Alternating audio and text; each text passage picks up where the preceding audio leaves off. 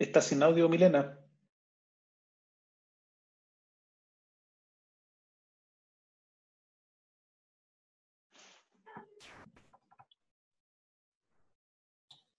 Ahí sí. Disculpe, presidente. ¿Tengo cuenta, presidente? ¿Leo la cuenta? Sí, por favor. Hay una comunicación de 17 de julio de este mes, o sea, de este año, enviado por la Academia Nacional de Estudios Politécnicos y Estratégicos, la ANEPE, excusando a su director para asistir a la sesión del día de hoy de la comisión y solicita participar en una sesión próxima. Ya está invitado, presidente, para la sesión del próximo día 28, martes 28. Y también hay un correo que fue enviado a la presidencia de la corporación y a su vez esta la remitió a la comisión, que fue remitido por los senadores estadounidenses, señores Marcos Rubio y John Cornyn, con la invitación a la grabación del video de un seminario vía web denominado Inversiones extranjeras que afectan la seguridad nacional. Por instrucciones suyas, presidente, acusamos recibo de este video y agradecimiento. Una vez que termine la sesión, lo haré llegar el link a todos los miembros de la comisión. Eso es, presidente, no hay más cuenta. Gracias, señora secretaria. ¿Se ofrece la palabra sobre la cuenta o sobre algún otro tema antes de que nuestros invitados pasen a la sala? Entonces, que pasen los invitados, por favor, señora secretaria. Sí, ok.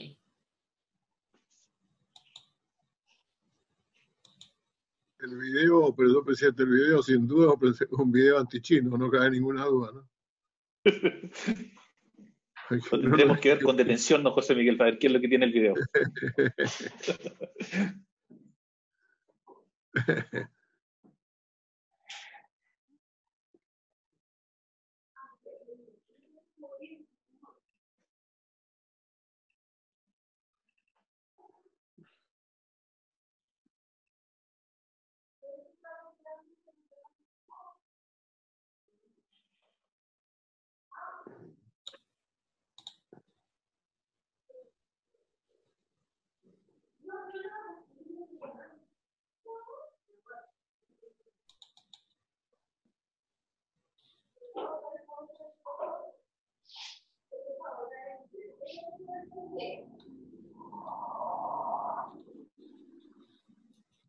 Bueno, le damos la bienvenida a nuestros dos invitados, don Claudio Fuente y don Marco Robledo, y le ofrecemos la palabra para que puedan exponer. No sé si quiere partir Marco con su exposición. Muchas gracias, señor presidente. Agradezco por su intermedio a usted y a la comisión que han extendido la invitación. Si me permite, yo voy a leer una intervención que he preparado para intentar sistematizar la opinión que pueda tener sobre el proyecto de ley.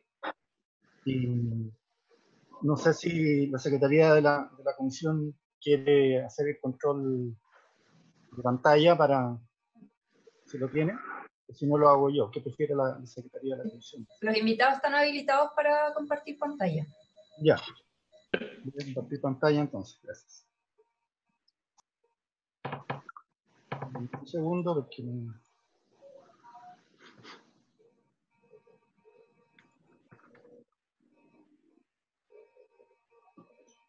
¿Se puede leer ahí el texto? Más o menos, sí, está un poquito chico, pero se divisa total. Voy a aumentar el tamaño entonces. Si puedes aumentarlo un poquito, sí, sería bueno. Ahí está mejor, ahí está mejor. Ahí está bien. Muy bien. En primer lugar, quiero reiterar los agradecimientos a la Comisión por la invitación. Y mis comentarios son los siguientes. El Gobierno ha ingresado un proyecto de ley para regular los aspectos fundamentales del sistema de compras e inversiones de material bélico, infraestructura asociada y sus gastos de sostenimiento conforme al recientemente aprobado mecanismo de financiamiento de las capacidades estratégicas de la defensa nacional. Y por el otro, establecer los controles civiles y democráticos adecuados para resguardar el uso correcto y eficiente de los recursos públicos de acuerdo al Plan Quinquenal de Inversiones, a la planificación del desarrollo de la fuerza y a la política de defensa. Pese a los objetivos declarados por el gobierno, en la intervención que sigue intentaré fundamentar las razones por las cuales, a pesar de algunas características positivas y de otras aparentemente positivas que exhibe, el proyecto de ley constituye un retroceso. Lo fundamental, porque institucionaliza el status quo de los procesos de adquisiciones militares que se encuentra en crisis, que forma parte de una crisis más amplia de las instituciones del país. Al no enfrentar esa crisis, el proyecto contribuirá además a profundizar la actual crisis del país.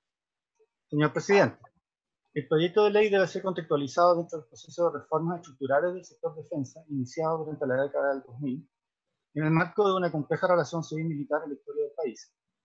La característica fundamental de ese proceso de reformas ha sido el de constituir el primer esfuerzo sistemático llevado adelante después de muchas décadas en el país para transitar desde una gobernanza basada en la primacía de las Fuerzas Armadas sobre la política y en un grado indebidamente alto de autonomía militar funcional, basada en un conjunto de enclaves autoritarios o prerrogativas militares, hacia una gobernanza basada en la primacía y conducción de la autoridad civil organizada sobre un conjunto de instituciones democráticas recientemente robustas. La más importante de estas es un Ministerio de Defensa dotado de crecientes capacidades. El proceso mencionado exhibe avances, pero ha sido permanentemente disputado.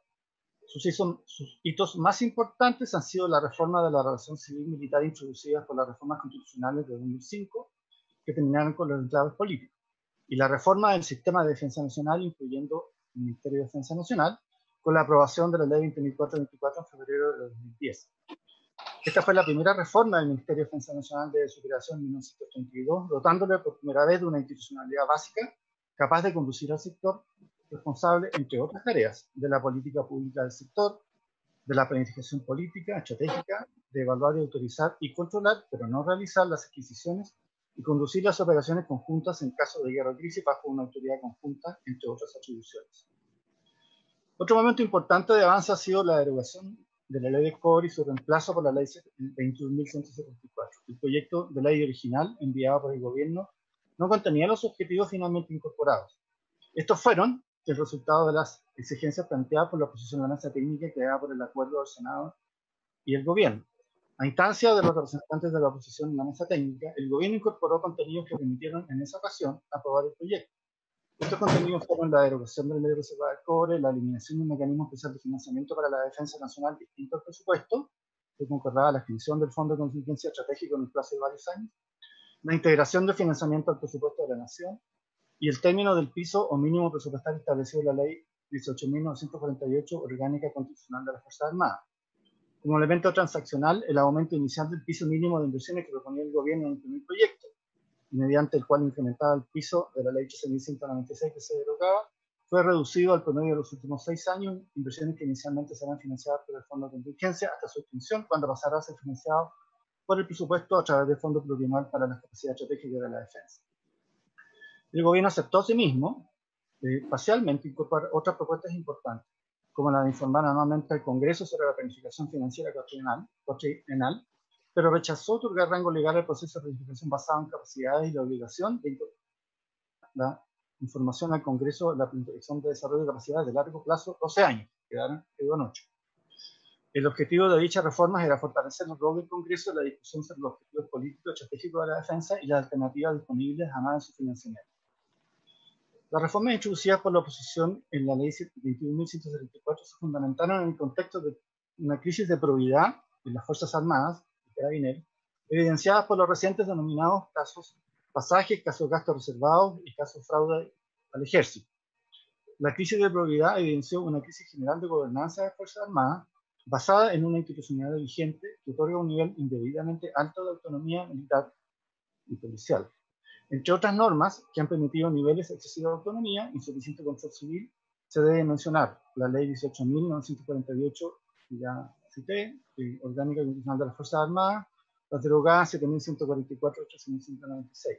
Estas, junto a otras normas posteriores, como la Ley 19.974 de Inteligencia y la Ley 19.863 sobre gastos reservados, que también otorgaron espacios de autonomía excesiva a las Fuerzas Armadas, han creado condiciones para una crisis de probidad, como el caso de Mélico Gate, conocido así, el caso pasajes, en el caso de inteligencia y gasto reservado, está el llamado caso de gasto reservado, y en el ámbito de las adquisiciones con fondos de la ley reservada del cobre, ahí está registrado el caso de Mirage Elkan, el caso de tanques Leopard, el caso de fragatas holandesas, y finalmente también con algunos recursos de la ex ley del cobre en Licogar.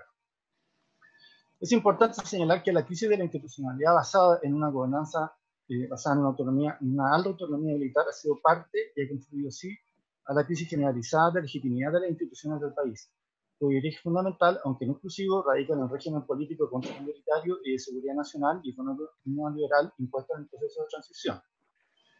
Ha sido en el marco de esa crisis que se han realizado reformas que permitieron respuestas estructurales a problemas estructurales. En el caso de la crisis de inteligencia y gasto reservado, la nueva Ley 21.211 sobre gasto reservado terminó con la autonomía de las Fuerzas Armadas en su gestión.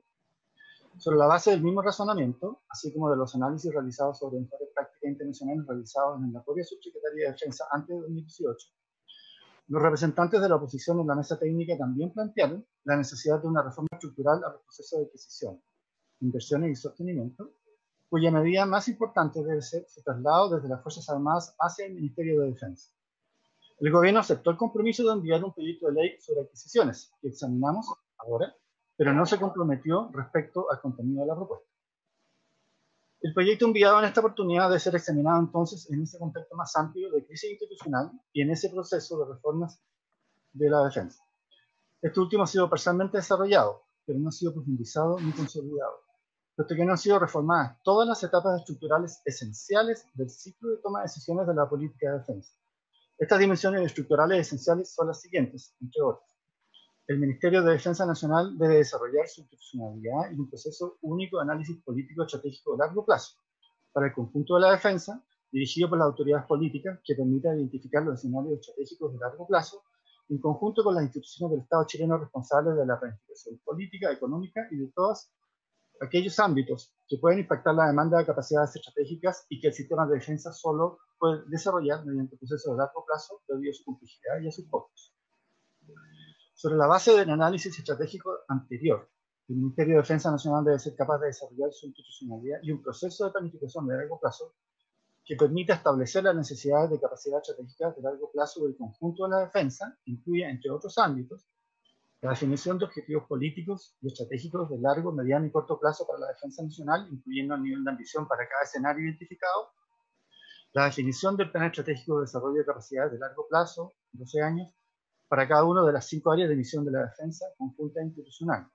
Lo anterior supone asimismo el desarrollo, entre otros ámbitos, de institucionalidad, políticas y planes para el desarrollo de los recursos humanos de la defensa, incluyendo orientaciones precisas para las políticas y planes de desarrollo de personal de las Fuerzas Armadas, institucionalidad, política y planes de desarrollo científico, tecnológico e industrial de la defensa que definen los objetivos de las políticas de las Fuerzas Armadas en el mismo ámbito, institucionalidad y política de adquisiciones de toda la defensa que centralice los procesos de adquisición en una agencia especializada del Ministerio de Defensa, institucionalidad, política y planes para los procesos de sostenimiento de la defensa, incluyendo los planes de las Fuerzas Armadas.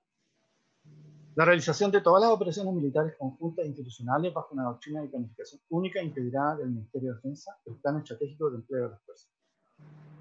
La planificación, programación, presupuestación, gestión y control macro y micro de todo el costo financiero del proceso de largo, mediano y corto plazo de la defensa nacional, en el marco de la planificación y control de las instituciones fiscales del Estado chileno. El marco institucional actual es, sin embargo, deficitario. El proceso de reformas para fortalecer las capacidades institucionales del Ministerio de Defensa no ha sido completado y se encuentran pendientes reformas en todos los ámbitos resumidos anteriormente. Algunas reformas fueron iniciadas con la Ley 20.424, pero han quedado incompletas, como la creación de una efectiva capacidad de conducción conjunta de la operación. En el decisivo ámbito de la planificación, que consiste en una forma de estructurar una compleja secuencia del proceso de toma de decisiones, las reformas fueron iniciadas pero han sido detenidas. Uno de sus pasos más importantes fue la derogación en 2017 del obsoleto sistema de planificación basado en amenazas, que hasta entonces planificaba solo operaciones no conjuntas de todas las Fuerzas Armadas en solo una de las actuales 5 áreas de misión, y su migración hacia otro sistema de planificación basado en capacidades de largo plazo, cuya preparación permitió identificar las actuales 5 áreas de misión de las Fuerzas Armadas presentes en el libro de la Defensa Nacional. La nueva metodología de planificación fue adoptada luego de un examen cuidadoso de los sistemas de gobernanza de defensa más avanzados, estándar OTAN, presentes desde hace pocos años, además, en algunos países de la región que han realizado reformas en este ámbito, Argentina y Colombia. La planificación basada en capacidad fue incorporada en el libro de la defensa en el año 2017, fue aprobada mediante decreto supremo tomado a razón por el gobierno, pero no fue publicada por el actual gobierno. Junto a la reforma detenida de la planificación basada en capacidades y de las operaciones conjuntas, permanecen además vigentes normas que otorgan autonomía indebida a las Fuerzas Armadas en su desarrollo institucional, incluyendo el análisis estratégico, su planificación de desarrollo a largo plazo, su gestión y sus operaciones. En el contexto anterior, de reformas incompletas que mantienen un Ministerio de Defensa todavía insuficientemente desarrollado institucionalmente y Fuerzas Armadas con excesivas facultades, el gobierno ha enviado este proyecto de ley. Este presenta avances, pero estos se encuentran enmarcados en los siguientes problemas fundamentales, los que por razones de tiempo se ordenaron a su prioridad política y no de acuerdo al orden del proyecto. Primero, el título segundo del proyecto intenta institucionalizar el status quo que ya ha hecho crisis y que ha originado la necesidad de una reforma. El párrafo 1, artículo 4 del proyecto, mantiene el problema fundamental que ha sido identificado, cuál es la erradicación exclusiva del proceso de adquisiciones y sostenimiento del sistema de armas en las Fuerzas Armadas, establecido en la Ley Orgánica de Fuerzas Armadas, además del Estado Mayor Conjunto, es decir, por parte de instituciones exclusivamente militares. Históricamente, las Fuerzas Armadas han realizado alrededor del 90% más del proceso de compras, y el Estado Mayor Conjunto solo recientemente ha comenzado a desarrollar con dificultad algunos procesos. Considerando las limitaciones jurídicas que aún restringen las potestades del Estado Mayor Conjunto, dicha situación no será modificada por el actual proyecto. El año 2017, el Ministerio de Defensa consultó la opinión de las Fuerzas Armadas sobre una reforma que centralizara los procesos de adquisición del Ministerio de Defensa, y las respuestas institucionales formales fueron favorables algunas y desfavorables otras. Sería interesante conocer las razones por las cuales el Ministerio de Defensa ha considerado que es conveniente mantener el estatuto.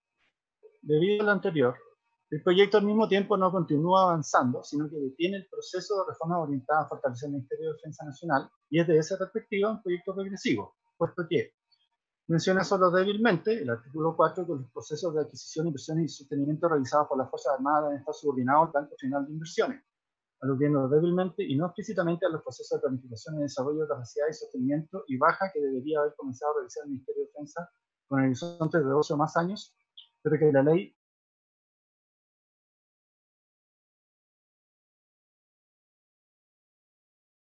Se perdió el audio. Marco, se fue de tu señal. Sí, está sin señal el expositor. No, esperemos que vuelva la señal de Marco. 21. ¿Aló? ¿Se me escucha? Ahí sí volvió.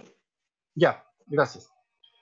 El proyecto, que abarca todo el ciclo de material desde su compra, operación y sostenimiento y baja, no vincula explícitamente los procesos de adquisición de las Fuerzas Armadas con el proceso de planificación de defensa de carácter nacional, integrado y conjunto que había avanzado el Ministerio de Defensa Nacional hasta el inicio de 2018, y no propone ningún objetivo sobre un cambio de la gobernanza en este ámbito decisivo de la defensa nacional.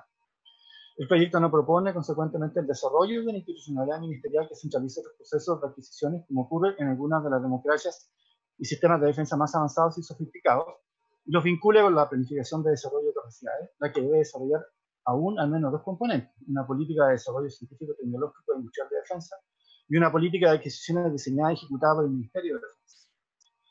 La señal que se está dando con el actual proyecto es, en definitiva, que todo sigue igual en lo estructural. Los procesos de planificación, análisis estratégico, planificación de desarrollo de capacidades, incluyendo personal, equipamiento, sostenimiento y baja, continuarán detenidos en la etapa intermedia en que se encuentran actualmente, bajo un control parcial del Ministerio de Defensa, aunque de manera incompleta, pero también parcialmente bajo control de las Fuerzas Armadas, las que retienen poder en decisiones claves en la realización de sus propios análisis estratégicos, su propia planificación de desarrollo, sus propios procesos de adquisiciones, sostenimiento y baja, y sus propias operaciones institucionales no conjuntas. Si el gobierno quisiera continuar el proceso de reformas de la gobernanza de defensa hacia uno cuyo centro de gravedad sea el Ministerio de Defensa, conocido para autoridades civiles, entonces debería modificar la Ley Orgánica de Fuerzas Armadas y la Ley 20.424 de manera que el Ministerio de Defensa continúe el proceso de reforma iniciado por la 20.424, restablecer el proceso de planificación a largo plazo basado en capacidades y robustecer las capacidades ministeriales para ejecutar todo el ciclo de la política de defensa, crear una institucionalidad dependiente del Ministerio de Defensa Nacional responsable de la etapa de desarrollo de capacidades materiales y sistemas asociados. Esta institucionalidad debe ser la responsable de definir institucionalidad, política y planes de desarrollo científico, tecnológico e industrial de la defensa, que definan los objetivos de las políticas de las Fuerzas Armadas y sus industrias militares en el mismo ámbito. Al carecer de dichas políticas hasta ahora, las industrias militares orientan su desarrollo de acuerdo a planificaciones de desarrollo institucionales y no ministeriales. Institucionalidad política y política de adquisiciones de toda la defensa que centraliza el proceso de adquisiciones en una agencia especializada en el Ministerio de Defensa. Institucionalidad política y planes para los procesos de sostenimiento de la defensa, incluyendo los planes de las Fuerzas Armadas. Debe considerarse que actualmente la mayor parte de los recursos autorizados provenientes de la derogable del cobre, la mayor parte de estos, han sido destinadas en los hechos a programas de mantenimiento de los sistemas de armas. De esta manera, al mantener las potestades para adquisiciones en las Fuerzas Armadas, a pesar de la evidente crisis de dicha gobernanza, el proyecto profundizará la crisis de legitimidad de las instituciones políticas y estatales nacionales. Al igual que en el primer proyecto de reforma enviado por el gobierno en 2018 sobre la ley reservada del cobre, este proyecto es en realidad una contrarreforma, cuyo objetivo político es detener el proceso de fortalecimiento de las capacidades políticas e institucionales del Ministerio de Defensa en el ámbito de las adquisiciones, mediante la consolidación del status quo caracterizado por una excesiva autonomía funcional de las Fuerzas Armadas. Señor Presidente, un segundo ámbito de observación en el proyecto se relaciona con la transparencia y los controles democráticos sobre los procesos de adquisición hacia los cuales debería avanzar la defensa nacional. El proyecto intenta fortalecer los controles sobre los procesos de adquisición. En el mismo título 2, el párrafo 2 introduce disposiciones relativas al proceso de compras e inversiones. El párrafo 3 regula la adquisición en el extranjero. El 4, los contratos y garantías. El 5, las construcciones y ejecución de obras para el Estado Mayor Conjunto y las Fuerzas Armadas. Y el título 3 establece un registro único especial de proveedores de defensa, institucionalizando así, con algunas diferencias con rango legal, el ya existente reglamento que regula el registro de proveedores. Lo propuesto en el proyecto no resuelve los problemas que presenta el mercado que abastece los procesos hasta ahora denominados de inversión y mantenimiento de material bélico en Chile, cuyo monto anual en la última década son de alrededor de 500 millones de dólares anuales. Por el contrario, el proyecto también otorga el rango legal al estatus quo vigente, institucionalizando las actuales modalidades de relacionamiento entre oferta y demanda y consolidando un mercado oligopólico y opaco, dirigido por altos mandos en retiro de las Fuerzas Armadas, que actúan como representantes de empresas internacionales y sometido a un alto riesgo de corrupción y de captura de las Fuerzas Armadas por parte de los proveedores. Recomiendo a la Comisión solicitar al Ministerio de Defensa Nacional que informe tanto en detalle e informe agregada las adquisiciones realizadas por las Fuerzas Armadas en los últimos 30 años y quiénes han sido los proveedores seleccionados. Ello permitirá dar una idea más clara sobre lo oligopólico del mercado y sobre lo insuficiente que resulta el proyecto de ley propuesto. Es necesario dotar el mercado de armas existente en Chile de una institucionalidad más robusta, con niveles adecuados de transparencia y probidad que no posee en este momento. Por el contrario, si existiera voluntad política de avanzar hacia una regulación efectiva y una mayor transparencia y probidad en ese mercado, deberían efectuarse reformas regulatorias mucho más profundas, comenzando por la realización de estudios comparados realizados por especialistas en políticas regulatorias y en particular de los mercados internacionales de armas como las desarrolladas recientemente por la Unión Europea. En el ámbito de la transparencia, el proyecto contiene un conjunto de normas que también constituyen un retroceso porque establecen un régimen aún más opaco al existente. El artículo 6 establece que las compras e inversiones deberán efectuarse por regla general mediante propuesta pública, sin prejuicio de lo cual, cuando concurran las causales establecidas en la reciente ley, podrán materializarse bajo propuesta privada o trato directo según corresponda.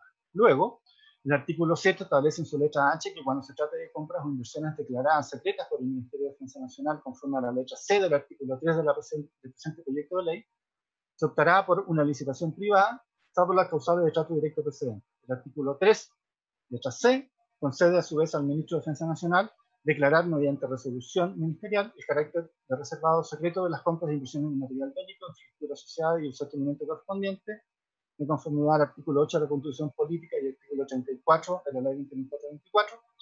Se trata, pues, de una facultad excesivamente amplia para declarar mediante resolución ministerial el carácter de reservado secreto de las compras e inversiones en material bélico, infraestructura asociada y el sostenimiento correspondiente. El proyecto constituye un retroceso respecto a la situación actual en lo relativo a transparencia, puesto que añade una nueva prerrogativa excesivamente discrecional sobre secreto y con ello reproduce y profundiza un régimen obsoleto de opacidad y falta de transparencia internacional de la defensa nacional basada en el Código de Justicia Militar y que ha sido insuficientemente resuelto por la Ley de Transparencia. En los hechos, la ciudadanía no tiene acceso en Chile de información actualizada sobre la defensa, la que sin embargo está disponible en medios de comunicación y centros de estudio extranjeros, y que el país además se ha comprometido a comunicar regularmente al registro de armas convencionales de las Naciones Unidas, a las instituciones responsables de la medida de fomento de confianza mutua de la Organización de Estados Americanos y hasta hace poco al Consejo de Defensa Americano. El proyecto reproduce una conceptualización de la defensa tradicional y secretista, reduce las posibilidades de control democrático y limita severamente las políticas de transparencia iniciadas a partir de la publicación del libro de la defensa del año 97, y con la promoción por parte del mismo Estado chileno de las políticas de fomento de la transparencia y la confianza mutua en la región desde 1994, esenciales para el mantenimiento de la confianza por los Estados vecinos y para la paz y la estabilidad regional e internacional. Por el contrario, el Estado de Chile debe avanzar hacia una normativa que concilie de manera equilibrada dos bienes públicos especialmente importantes para la defensa, cuáles son las necesidades de reserva en casos calificados con la necesidad de transparencia como norma general.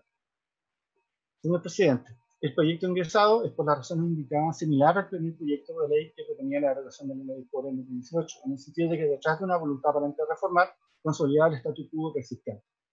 Espero que el proyecto pueda ser modificado y de esa manera eventualmente transformado en una iniciativa que permita continuar el proceso de conciliación de la gobernanza basada en el control civil, superando así la crisis de gobernanza basada en una autonomía militar indebida y contribuyendo así a la superación gradual de la crisis de legitimidad institucional del país. En caso contrario, el proyecto que se ha ingresado en esta oportunidad profundizará la crisis actualmente en desarrollo. Muchas gracias. Gracias, Marco, por la exposición. A continuación, ofrezco la palabra a don Claudio Fuentes. Muchas gracias, señor presidente, y agradezco la invitación. Voy a compartir mi presentación también.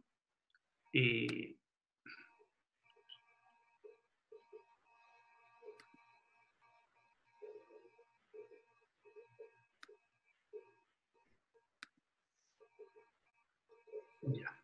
¿Ahí se ve? ¿Sí? Todo ok, perfecto. Bien.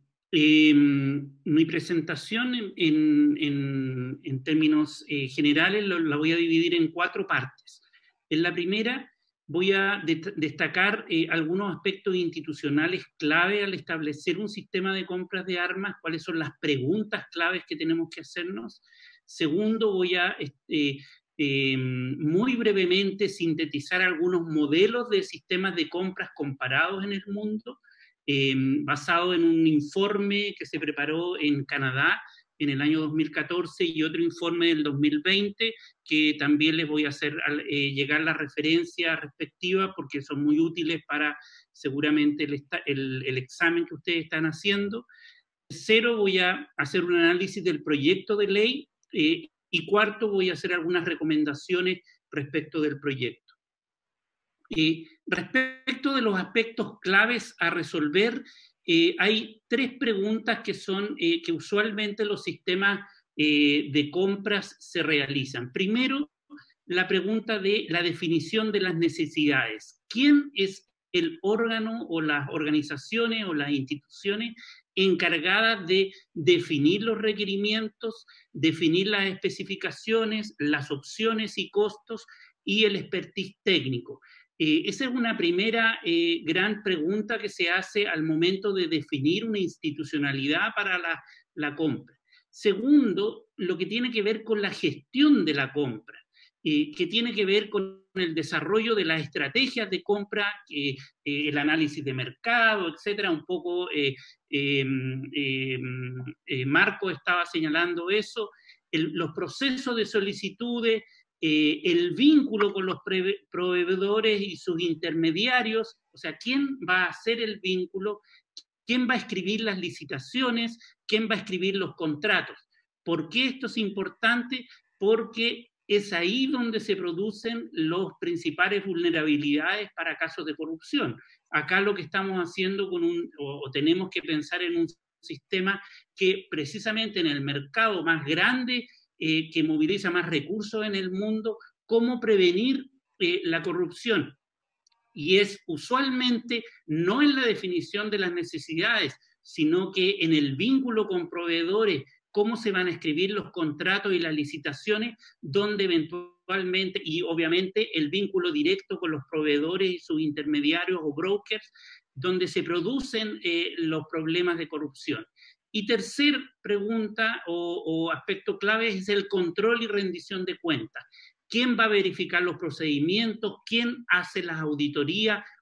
¿Qué tipo de auditoría se hace? Y el control político estratégico de estos procesos. Entonces, yo distinguiría en esas tres dimensiones, y lo que quiero plantear ahora es cuáles son los modelos a nivel comparativo de sistemas de compras de armas, tratando de responder a estas preguntas: ¿quién controla, quién gestiona la compra y quién establece las necesidades?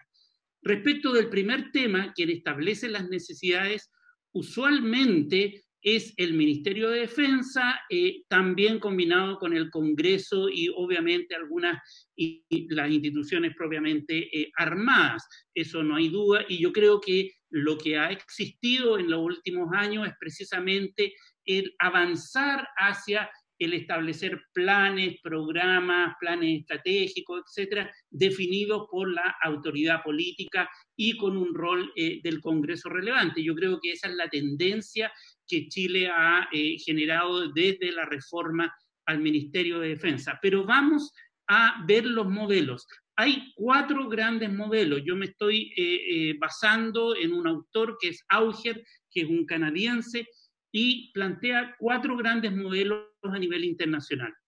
El primero es un modelo de compras en donde existe una organización independiente, autónoma del Ministerio de Defensa, que está encargada de gestionar la compra. Usualmente tiene un staff profesional, por ejemplo en Suecia es un órgano autónomo, se relaciona con el Ministerio de Defensa, posee un directorio y un staff profesional encargado de gestionar las compras. Si ustedes se fijan, Suecia, Suiza, Sudáfrica, además son países que tienen industrias militares y por lo tanto generan capacidades tanto respecto de la compra como de la venta de armas, y estos son modelos relativamente, o sea, de 30, 40 años aproximadamente.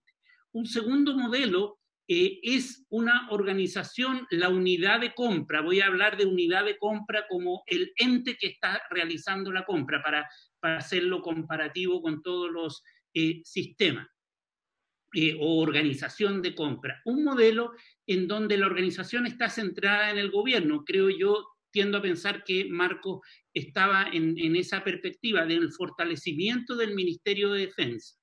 Estos son los casos de Gran Bretaña, Australia, Francia, India, por ejemplo, en donde opera dentro de un Ministerio de Defensa una organización, el Department of Procurement, por ejemplo, un departamento que tiene un presupuesto propio. Aquí es bien relevante eso. Es dentro del ministerio, pero con un staff profesional. Piensen ustedes en una lógica, de hecho con Gabriel Osorio habíamos escrito algo sobre eso, de una lógica de una institucionalidad como órgano descentralizado, pero dependiente con una línea directa al Ministerio de Defensa. Usualmente estos equipos son relevantes, estamos hablando de países que tienen fuerte capacidad militar, y en general son dependientes del Ministerio de Defensa, de la autoridad superior. Acá la lógica es las Fuerzas Armadas, igual que en el anterior, las Fuerzas Armadas plantean las necesidades de acuerdo a planes, y este órgano, en este caso dependiente del Ministerio de Defensa, es el encargado de gestionar la compra. No es el que define las necesidades, es el que gestiona la compra. Eso, de nuevo, volver a la misma lógica inicial, es el encargado de ¿qué? De vincularse con los proveedores, establecer los contratos, establecer todo lo que viene después de, por ejemplo, propiedad intelectual. O sea, hay todo un ámbito de propiedad, de los controles, etcétera, etcétera. Si ustedes se fijan en términos de funcionarios, en este caso estamos hablando de países muy grandes, son un staff profesional relativamente alto, 12.000 funcionarios, 7.000 funcionarios. Obviamente en el caso de Chile no podríamos pensar en una estructura tan significativa como es. En el caso francés, por ejemplo, este órgano concentra tanto las compras como la venta de la industria local, que es un tema que también se plantea en el proyecto, o sea, como una pregunta al proyecto de ley que voy a comentar un poquito más adelante. Hay otro modelo que es un modelo mixto, en donde existe esta unidad dentro del ministerio, pero las propias armas, las Fuerzas Armadas, también tienen unidades de compra propia. Este es el caso más típico, el de Estados Unidos, que tiene una serie de organizaciones dentro del Ministerio de Defensa encargada de distintos aspectos de la compra. Lo más principal o lo más importante es el Defense Logistics Agency, que coordina la compra logística, todas las compras más básicas de la logística de las Fuerzas Armadas, pero las propias Fuerzas Armadas también tienen unidades de compra bajo la supervisión del Ministerio de Defensa. O sea, hay una lógica de control relevante del Ministerio de Defensa. Y otro modelo es un modelo multiorganizacional, este es el cuarto, y con esto cierro esta parte comparativa, que es el caso de Canadá. En el caso de Canadá incluye varias agencias. Una es el Public Service and Procurement Canada, que es una agencia de compra general, es como Chile Compra, esa sería la lógica canadiense, pero también está el Treasury Board of Canada, la industria canadiense, que se coordinan interinstitucionalmente, es decir, es complejo. De hecho, yo les sugiero, ojalá puedan tener algún especialista canadiense o a través de la embajada, porque el caso canadiense es bien interesante. En los últimos 4 años han experimentado una reforma y han tendido a centralizar, porque había tanta dispersión institucional que tendieron a centrar en esta unidad de compra y generar mecanismos mucho más eficientes de centralización en la unidad de compra, que es el PSPC. Esta tiene una subunidad encargada de plan, evaluación y contratos, y obviamente con un control financiero del Treasury, que sería más o menos lo equivalente a la Contraloría en el caso de Chile. Este es un mecanismo mucho más multiorganizacional, pero que tiende en los últimos años a centralizarlo. Entonces, cuando vemos la experiencia comparada, ¿qué es lo que vemos? Primero, vemos una nítida distinción entre quien plantea las necesidades de gestión de compras y quien hace la gestión de la compra propiamente tal. Ese elemento es clave para evitar eventuales corrupciones, ya sea en modelos más centralizados o más autónomos. O sea, con agencias que dependen del ministerio o agencias fuera del ministerio. Pero en general tiende a la separación entre planteamiento de necesidades y gestión de compra. Segundo, es la profesionalización de la gestión de compra, es decir, un staff especializado que es una contraparte al expertise técnico de las Fuerzas Armadas. No es que las Fuerzas Armadas pierdan ese expertise técnico. Obviamente, cuando tú tienes que plantear una necesidad, tienes que tener un personal que va a plantear las necesidades técnicas para un determinado producto militar.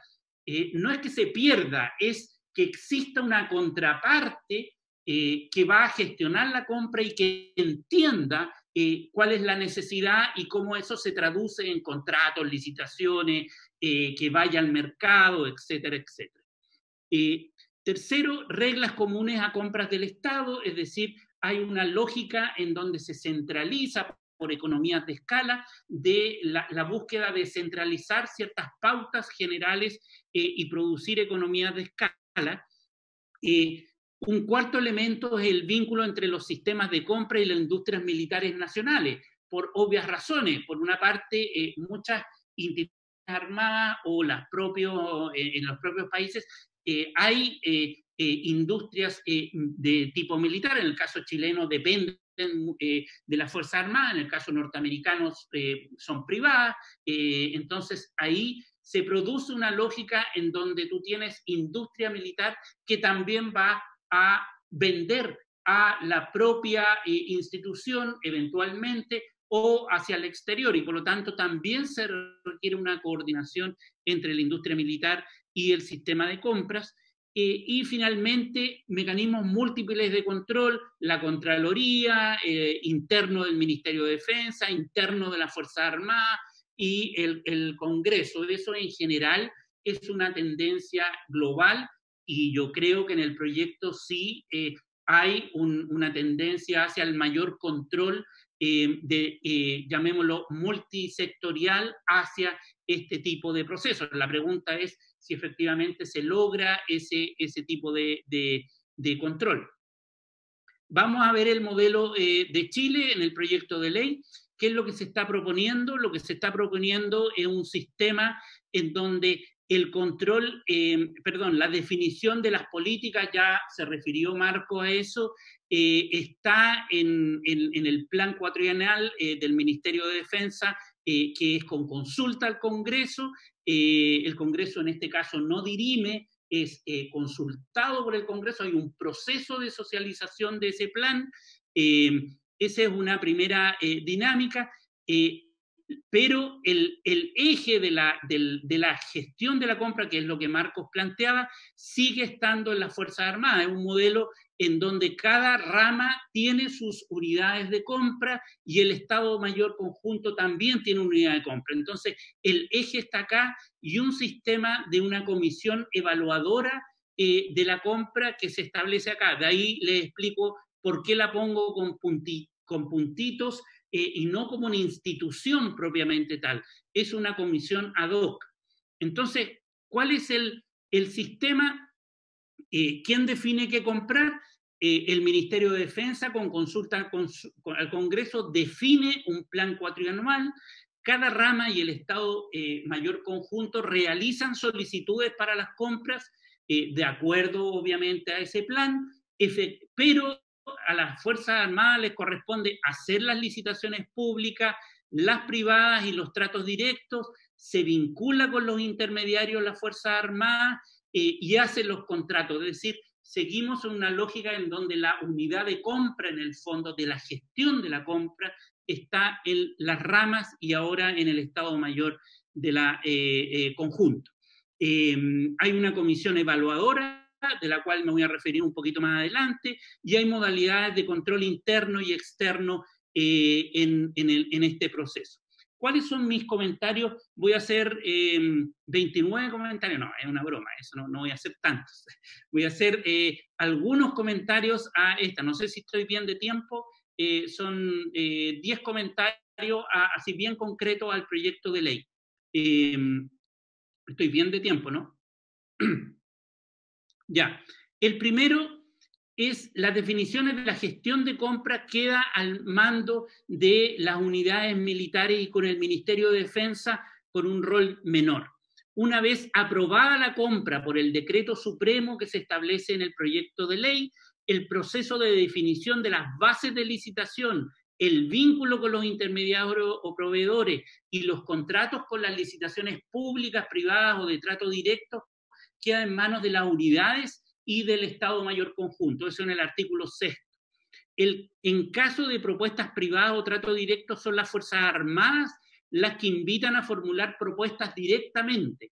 Las bases de licitación serán aprobadas, dice el artículo 8, por las autoridades competentes a cargo de la compra o inversión respectiva definida en ese decreto supremo.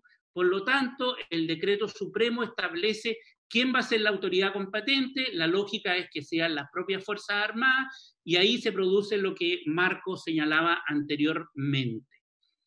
La comisión de evaluación, a mi juicio, es extremadamente débil. Se establece una comisión de evaluación de las compras. Para compras superiores a 10.000 UTM, la comisión evaluadora tendrá un mínimo de 5 funcionarios, dice el proyecto de ley, al menos 2 del Ministerio de Defensa y 3 funcionarios para compras menores de 10.000 UTM. Y en ese caso, en el caso de 3, 1 al menos del Ministerio de Defensa. Y estará integrada indistintamente, dice el proyecto, por funcionarios del Ministerio de Defensa, Fuerza Armada, Estado Mayor Conjunto u otras reparticiones que podrían ser relevantes para esta compra. Ministerio de Hacienda, eventualmente. Es decir, se crea una comisión de evaluación ad hoc. En cada compra va a existir esta comisión. Es decir, cada vez que se hace una compra, se crea una nueva comisión y se nombran funcionarios. Seguramente por economía de escala se terminaría nombrando, a mi juicio es débil esa lógica. Además, el artículo 10 dice, se puede convocar a expertos de reconocido prestigio. A mi juicio es una referencia muy ambigua, no se especifica qué significa de reconocido prestigio, que creo que requiere cierta delimitación clara y nítida para definir qué es lo que es prestigio. Se trata de comisiones ad hoc, cada compra requiere una nueva comisión. Ad honorem, es decir, esto es gratis, es un trabajo. Si viene un experto, va a trabajar gratuitamente por el Estado para hacer esta compra, lo que plantea una debilidad, a mi juicio, muy significativa, porque básicamente está desprofesionalizándose una decisión que es muy relevante y muy técnica. O sea, yo creo que es realmente preocupante que sea ad honorem. A mi juicio debilita mucho la profesionalización. El decreto supremo que autoriza la compra determinará el número de integrantes, pero no es el Ministerio de Defensa quien define la integración de las instituciones armadas, sino las propias instituciones armadas quienes deciden quién participará. Eso se establece en el artículo 10, es decir, cada institución nombra a sus integrantes en esta comisión. De nuevo, se debilita el rol del ministerio de identificar quién de las Fuerzas Armadas participe de esta comisión. Los integrantes de esta comisión evaluadora no deben tener conflicto de interés, dice el artículo 10, al momento de la evaluación. Es decir, si un mes antes un reconocido experto de prestigio estaba asociado a una intermediación de compra, perfectamente podría integrarlo. Entonces, de nuevo, ahí hay un problema de conflicto de interés que es un problema, porque es al momento de hacer la evaluación y no un año antes. Usualmente todas las normas de conflicto de interés, como ustedes saben, establece un tiempo de desierto antes o después para evitar la reproducción de los conflictos de interés en el sistema de este tipo de comisión. No se establecen inhabilidades asociadas, por ejemplo, a haber gestionado intereses de proveedores en el tiempo reciente. Por lo tanto, ese es otro problema para la comisión. Respecto de las definiciones de las licitaciones privadas y trato directo, esto ya lo mencionó Marco, así que voy a hacerlo muy rápido. Existen 3 modalidades de compra: licitación pública, privada o trato directo. A mi juicio son demasiado amplias las atribuciones que tiene para de carácter privada o de trato directo. Para privada y trato directo define 8 causales que son bastante amplias. Por ejemplo, les voy a citar un solo ejemplo. En caso de, es la letra E, o sea, se puede definir como privada o trato directo en casos de emergencia, urgencia o imprevisto calificados como tal en el respectivo decreto que autoriza la compra.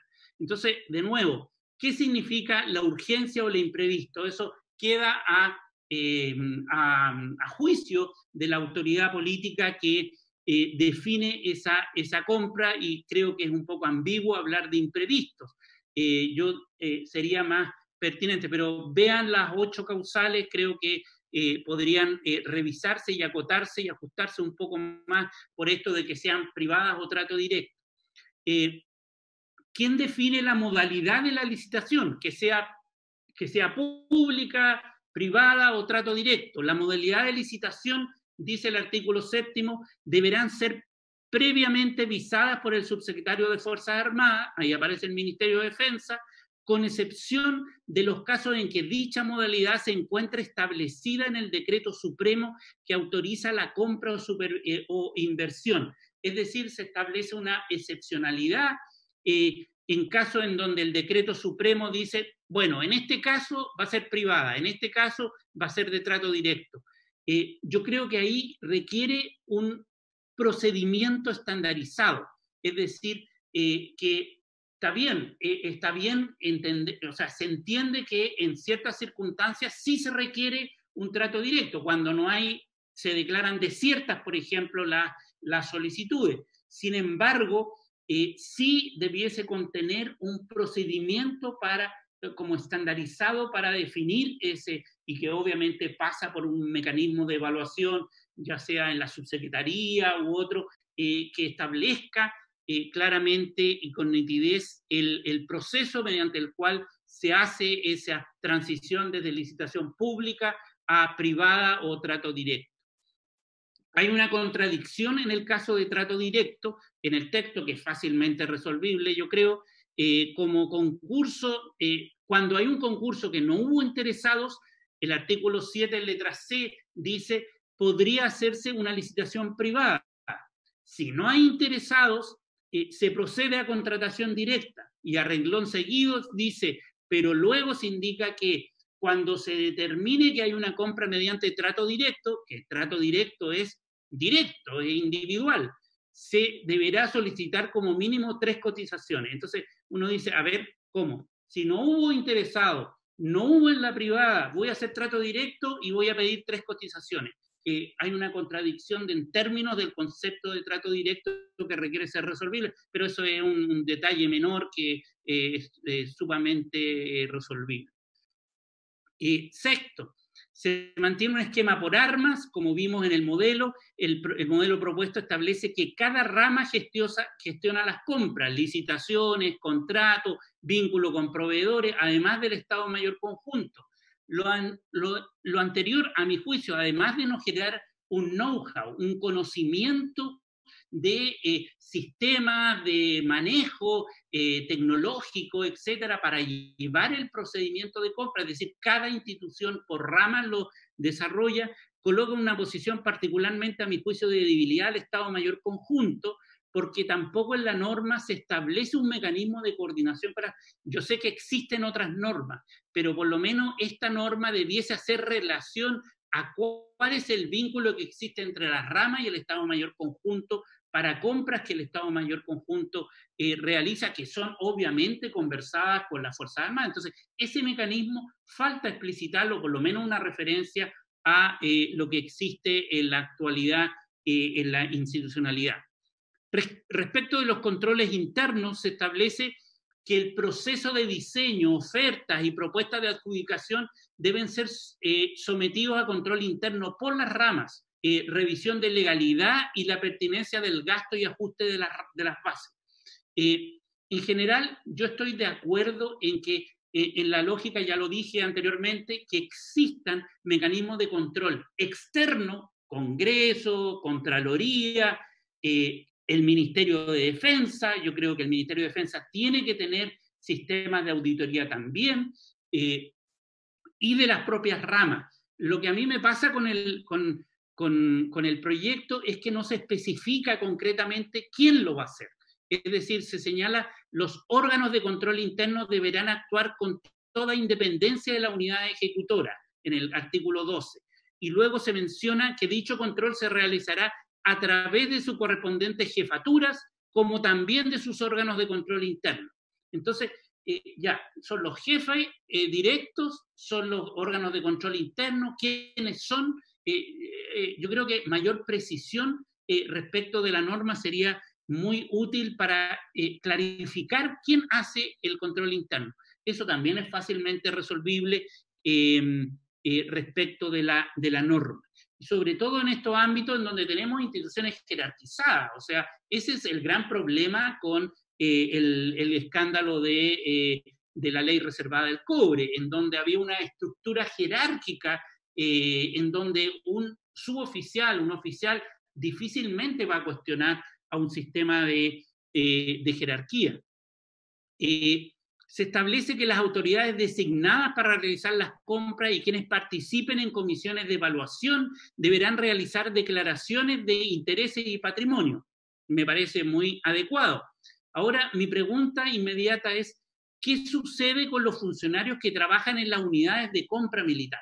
Es decir, el proyecto en el artículo 29 dice las autoridades designadas para efectuar la compra en el decreto supremo. No creo que se nombre a todas las personas que van a intervenir en todo el proceso, es la autoridad.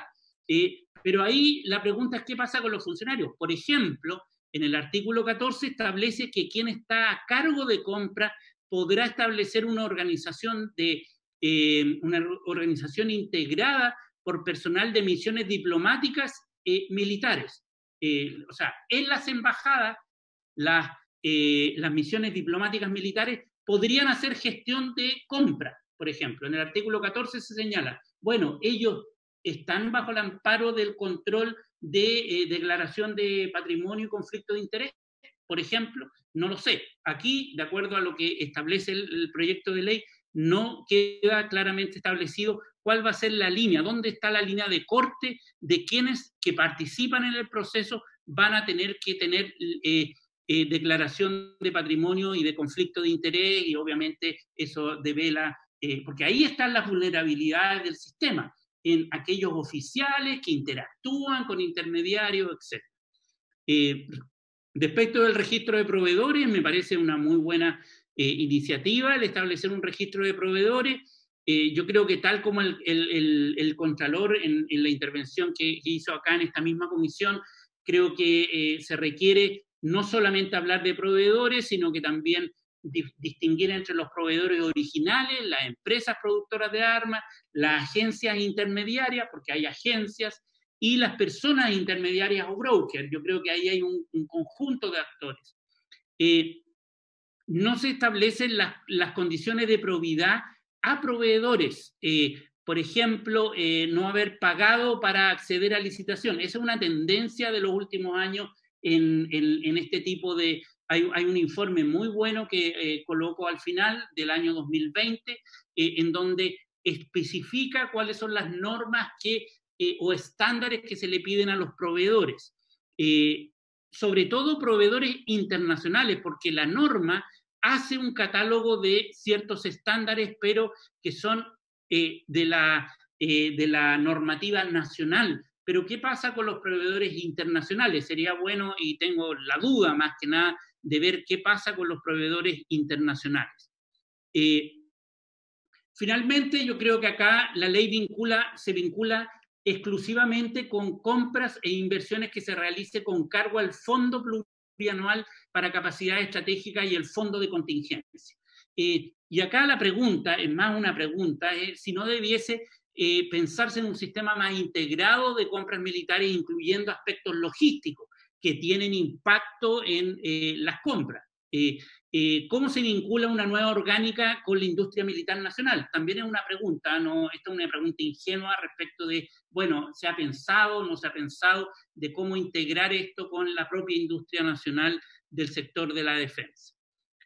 En síntesis, lo que yo propongo y lo que hemos hecho con Gabriel Osorio, también un abogado que hemos escrito un par de artículos sobre el tema, es que el modelo recomendado en el proyecto de ley que aparece ustedes en la pantalla, en donde está por rama con una comisión de evaluación que a mi juicio y a nuestro juicio es muy débil, avance hacia un poco lo que también planteaba Marcos, si es que le entendí bien, respecto de fortalecer las capacidades del Ministerio de Defensa de tener una unidad de compra.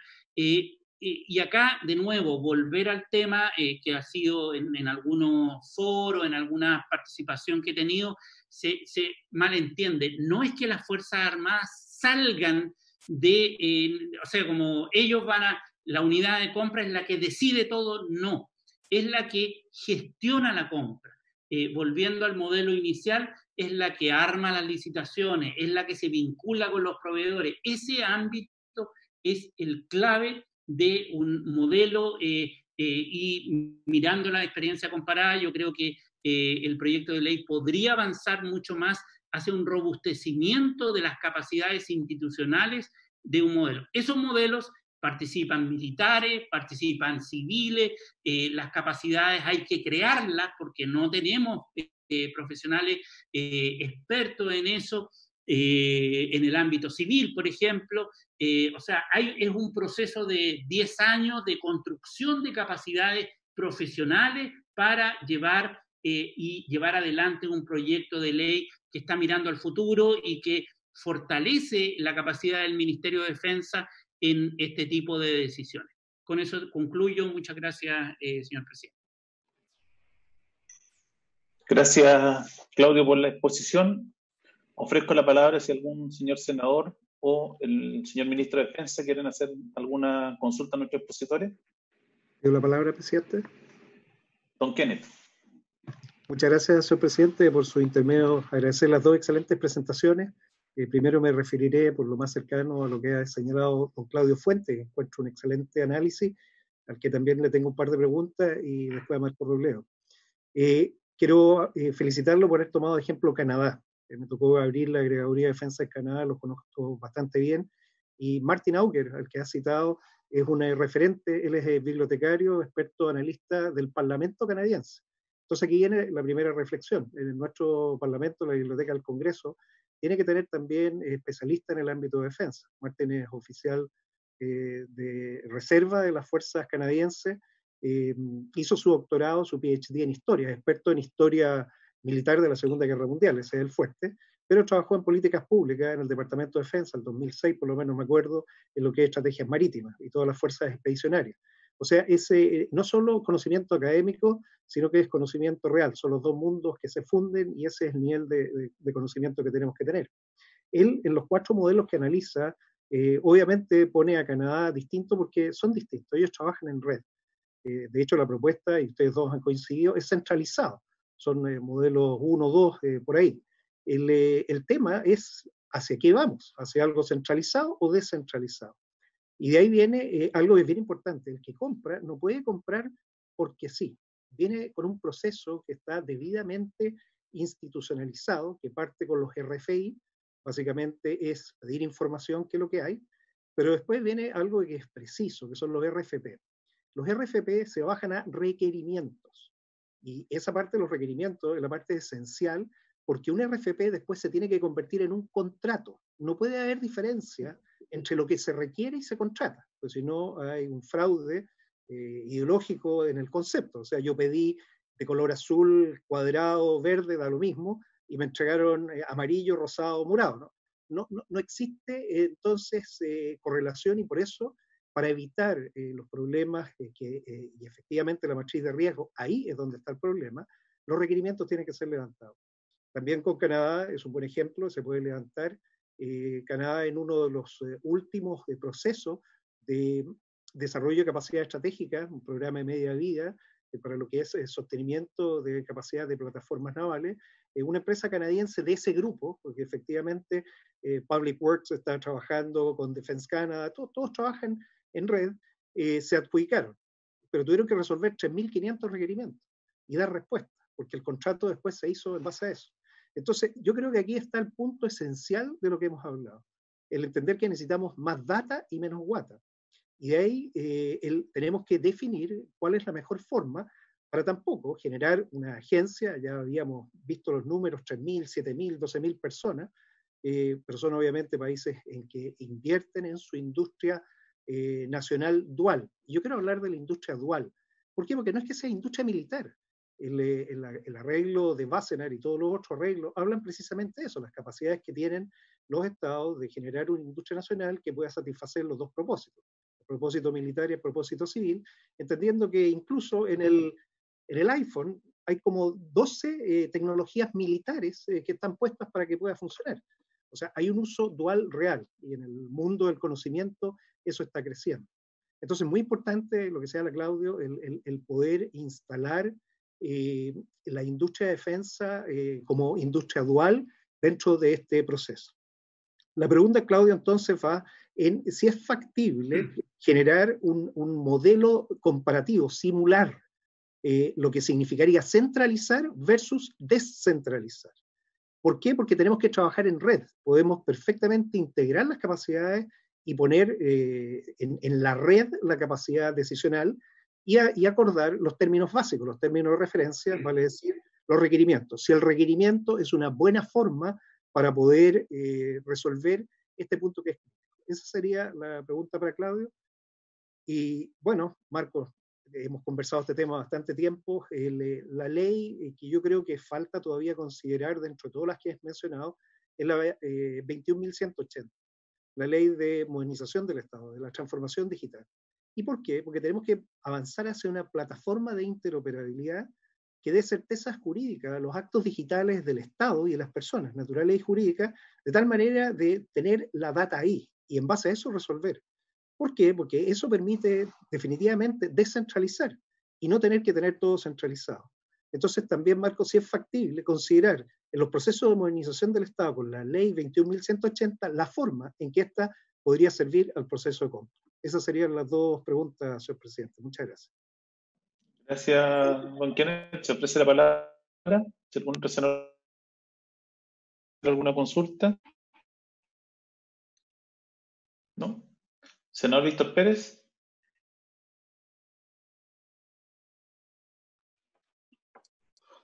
Un comentario, presidente, y una consulta a don Claudio.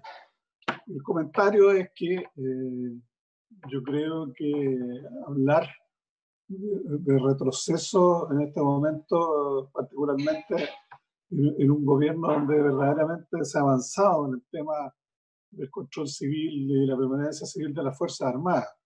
Ha sido el gobierno del presidente Piñera el que verdaderamente tuvo la voluntad de avanzar en la ley reservada del cobre.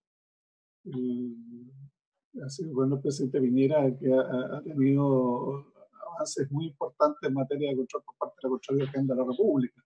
Y ahora en la discusión de la ley de compras públicas, por lo tanto, a mí me parece que hablar de retroceso, cuando además no se tuvo en el ejercicio de las funciones, no se hizo ni lo uno ni lo otro, me parece que es un poco apresurado. Yo le quería preguntar a don Claudio que en este esquema, ¿cómo podría amplificarse y llevar adelante, digamos, un mayor predominio? Porque para mí debiera ser el camino del Estado Mayor Conjunto. Que sea el Estado Mayor Conjunto que depende directamente del ministro de Defensa, que no solamente tenga atribuciones en carácter de la coordinación, de la planificación probablemente militar, sino que también en lo que son los aspectos de adquisición militar, porque ahí nos permitiría tener una visión global de comprar equipamiento militar que sea compatible con todas las ramas, porque el gran riesgo que se tiene de que sea cada una de las ramas es que no tengamos esa compatibilidad que parece que es absolutamente necesario, que se ha avanzado también en el último tiempo, pero institucionalizarlo. Porque a mí me gusta lo que usted planteó, digamos, en el sentido de que algunos países han centralizado en el Ministerio de Defensa, pero tengo la impresión que en la realidad chilena eso podría demorar mucho tiempo, mientras que darle al Estado Mayor Conjunto un rol mucho más relevante en la estructura militar y por ser un órgano de directa asesoría del ministro de Defensa, podríamos avanzar por ahí, porque y eso nos permitiría coordinar, digamos, a las distintas, no solamente capacidades militares, sino que las industrias militares, la industria, la mal llamada industria militar chilena, digamos, hoy día, por ejemplo, ASMAR, junto con la Universidad de Concepción, ponen al servicio del país un nuevo ventilador mecánico realizado y ejecutado tanto por la universidad como por ASMAR, lo que demuestra las capacidades que tenemos para poder llevar adelante esta materia. Así que mi pregunta básicamente sería si a través de mejorar, posicionar o ampliar el rol del Estado en conjunto podríamos ir caminando a un sistema de un mayor control, de un mayor perfeccionamiento de las normas de este tipo para comprar armamento. Gracias, senador Pérez. ¿Se ofrece la palabra? Senador Guillén. Sí.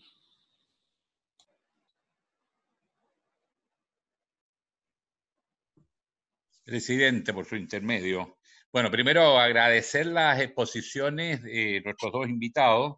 Me gustaría naturalmente, Milena, por favor, si pudieras mandarlas por correo electrónico, que me es más fácil bajarlas, porque no alcancé a tomar nota todo, se me pasaron muchas cosas. Pero yo creo que define algo que parece de total... ¿Dónde están esas? Perfecto, muchas gracias. No las he recibido en realidad. En su correo, senador. Se las enviamos justo antes del inicio de la sesión. Ajá, mire, ya, gracias. En segundo lugar, bueno, estando a materia, a mí me parece de sentido común que la gracia que tiene que tener este proceso de adquisición, y siempre estuvo en el espíritu, de separar muy claramente una función que es técnica, por lo demás, y que tiene que ver cuáles son las necesidades de la defensa, y que supone además un debate amplio de la comunidad de la defensa, un concepto que alguna vez se acuñó, que dio lugar al libro blanco y a varias versiones, que a mí me parecía sumamente interesante, un país que discute con su mejor gente y también además porque le da espacio a las Fuerzas Armadas para discutir sobre la proyección de los escenarios que enfrenta un país y las oportunidades que tiene. En consecuencia, este debate previo para definir las necesidades, entendiendo que finalmente hay una bajada técnica, una vez que ya se definen las grandes líneas, una definición técnica, bueno, cuáles son los recursos que se necesita específicamente y qué características. Eso me parece muy razonable que esté en las instituciones uniformadas en una segunda fase, después que se hace la gran discusión. Pero la compra no puede ser lo mismo ni la misma institución que define sus necesidades. Tiene que haber una instancia que es el que hace la operación de compra. Yo creo que eso es lo más transparente en todo esto, y ahí es el núcleo, me da la impresión, uno de los núcleos claves al menos, para avanzar no solo en transparencia, sino proteger a las propias Fuerzas Armadas, porque son humanos, ¿no? Y cuando una persona está metida todo el santo día y no tiene mucho control, bueno, ocurren las tentaciones en todas partes. Por lo tanto, una separación clara, nítida. Pero ahí viene una pequeña dificultad. Me parece lógico y me gusta más el modelo del Ministerio de Defensa con una unidad especializada. Pero esa unidad tiene que ser integrada por gente que sabe, que tiene una visión de Estado, que no va a caer fácilmente en tentaciones, porque los oferentes son salvajes en lo que ofrecen, las presiones además para quienes hacen la compra, y de alguna manera hay que protegerlos. No puede ser una instancia ad honorem, tiene que ser una instancia técnica, con gente que sabe de lo que se está hablando, para poder entender además la calidad de lo que se está ofreciendo. No es llegar y comprar. Yo no sé si esa gente especialista de dónde se puede sacar, y segundo, obviamente que tiene que tener una profesionalización. Me parece muy bien la observación que han hecho ambos expositores, y además en la integración de ellos tiene que responder a un cierto proceso que dé plenas garantías. No puede ser nombrado por el mismo que resolvió que hay que comprar, digamos. Hay que hacer toda la separación respectiva. Esa es una primera observación que quería hacer y introducir una conversación. Lo segundo, efectivamente, bueno, no era materia del proyecto, pero hoy día ayuda mucho. Yo he estado a veces invitado por los altos mandos cuando discutimos el presupuesto de las Fuerzas Armadas, y me imagino que todas las ramas lo tienen, pero me llamó la atención porque la primera vez que lo vi fue en la Fuerza Aérea, en la antigua base de Los Cerrillos. Ellos tienen un mapa donde está todos los procesos de compra y adquisición que se están haciendo en cada minuto, y por lo tanto los números van bajando. Por ejemplo, aquí se están haciendo adquisiciones de combustible, por ejemplo. O sea, de verdad, cuando hay plataformas digitales se puede llevar un control rigurosísimo. Tiene razón, senador Piuj, yo creo que esa es una entrada clave. Ahora, la digitalización de Chile es clave en todas las actividades, por lo tanto es una tarea nacional, pero tiene en esto particular relevancia. Y lo último que quisiera plantear en esta primera conversación es que de alguna manera quedan como los espacios civiles un poco complicados acá, porque queda mucho entre militares y especialistas. Y segundo, que hay que coordinar las necesidades de la sociedad civil con las necesidades de las Fuerzas Armadas. Yo he visto que en todas las crisis las Fuerzas Armadas terminan cumpliendo un rol extraordinariamente importante. Y lo agradezco, lo veo ahora, yo agradezco lo que están haciendo en Antofagasta las Fuerzas Armadas, lo han hecho impecable, y creo que se han manejado incluso en las últimas circunstancias que ha vivido el país desde el año pasado, con algunas excepciones, pero en general ha sido un muy buen desempeño, muy profesional, dando garantías, tratando de manejar las cosas bien. Por lo tanto, las compras tienen que tener una polifuncionalidad, no solo para la defensa militar, sino para la defensa de Chile en situaciones de catástrofe. Entonces, la polivalencia de los equipos, el multipropósito que puedan tener, las múltiples funciones a cumplir, es un tema que de alguna manera necesita una instancia de conversación con la sociedad civil. Quizá el Estado Mayor conjunto pueda agrupar más para que sea compatible los equipos de una rama con la de las otras, pero todavía nos queda faltando cómo coordinamos las necesidades en general de un país que vive en catástrofe, por la naturaleza principalmente, con lo que las Fuerzas Armadas tienen de equipamiento, porque vamos a recurrir a ello permanentemente. Entonces yo creo que ahí hay dos reflexiones que me parece que podría ser el momento de abordarlo en este proyecto sin ánimo de demorarlo eternamente, pero que requiere trabajarlo un poquito más. Muchas gracias. Gracias, senador Guillén. Se ofrece la palabra. Senador Insulza. Presidente, muchas gracias. Yo en realidad voy a simplemente saludar a los dos presentadores y agradecerles mucho su atención. Desgraciadamente tengo un evento dentro de 8 minutos y prefiero escuchar lo que ellos tienen que responder a los planteamientos que le hicieron los otros senadores. Así que les agradezco mucho solamente. Gracias. Gracias, senador Insulza. Ofrezco la palabra a nuestro invitado para que puedan contestar las consultas de los señores senadores.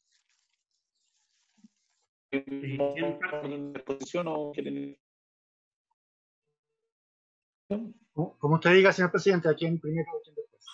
Entonces, en primer lugar, Marco y después Claudio.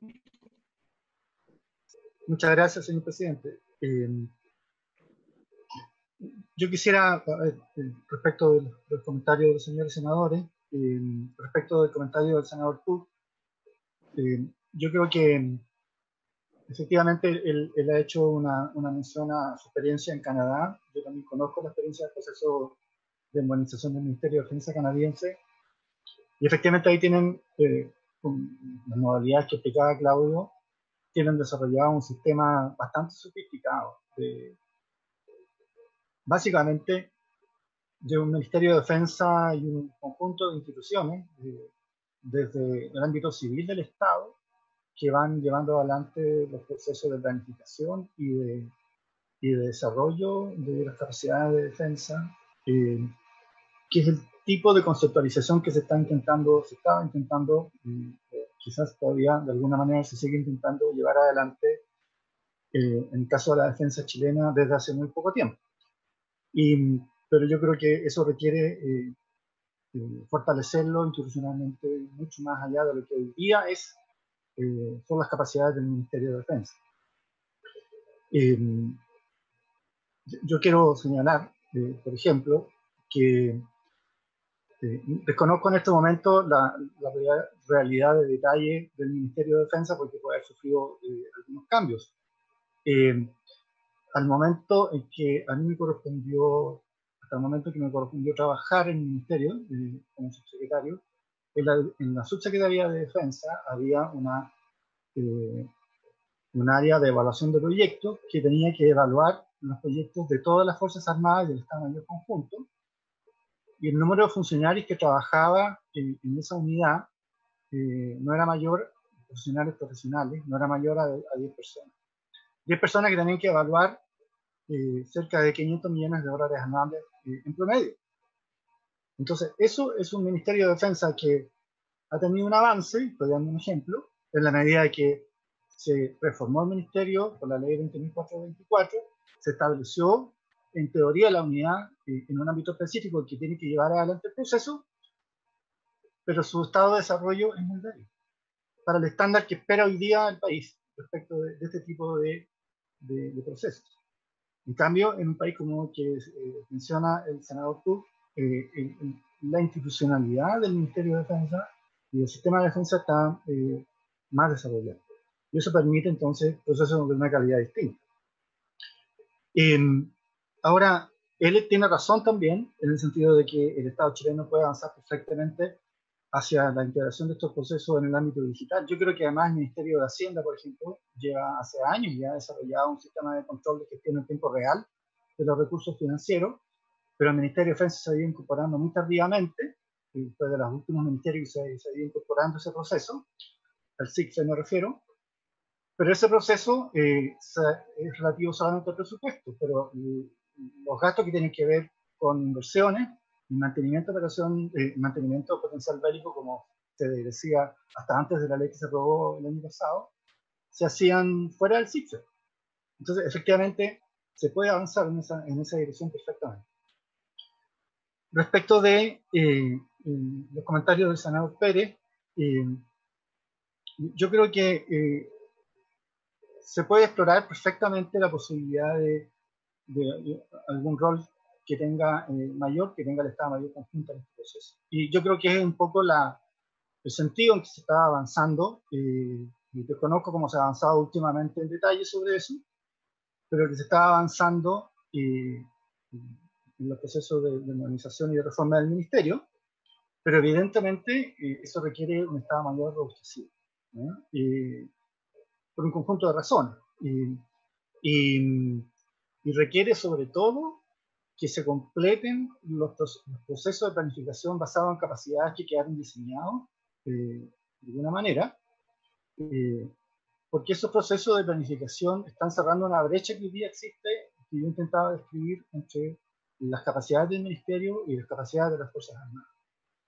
Y yo creo que esa brecha es muy importante y se continúa cerrando. Y creo que una de las responsabilidades importantes para el cierre de esa brecha recae en el Estado Mayor conjunto, que también debería ser modernizado.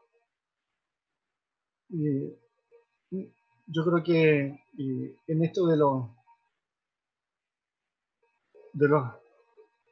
comentarios, perdón, quería hacer un comentario respecto al comentario del senador Guillier. Comparto que se debe avanzar en una instancia en el Ministerio de Defensa, estoy usando los términos que él ha planteado, de carácter técnico y profesional en este ámbito. Yo creo que eso es clave. Y yo creo que dependiendo de la voluntad política, este proyecto efectivamente puede ser perfeccionado. Yo creo que esa cuestión ojalá pudiera ocurrir, como ocurrió con el proyecto sobre reforma del cobre, de la ley del cobre, y creo que eso abre la posibilidad de avanzar hacia nuevas reformas. Yo creo que aquí ha habido etapas en que se ha avanzado, los roles han sido de distintos actores. Creo que es importante que se continúe avanzando en este proceso, porque es lo que está esperando la opinión pública, creo yo, que se pueda avanzar en sectores donde ha costado mucho avanzar. Esos serían mis comentarios, señor presidente.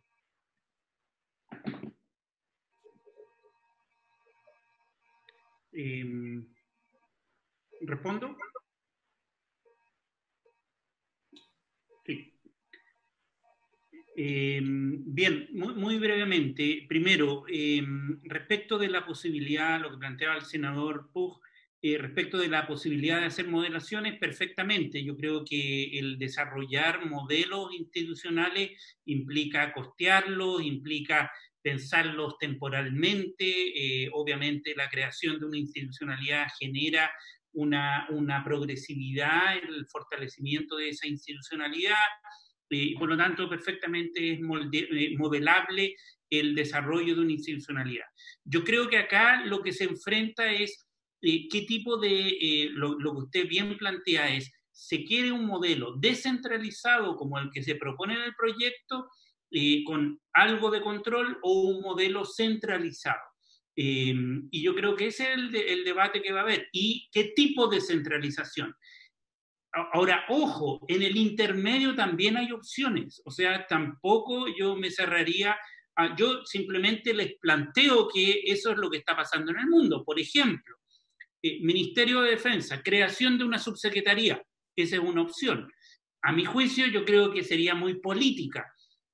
Un departamento o una unidad específica que tiene que tener ciertas particularidades. Por ejemplo, yo pensaría en el rol del servicio civil, y que sea profesional en la selección de los principales staff que tiene esa unidad.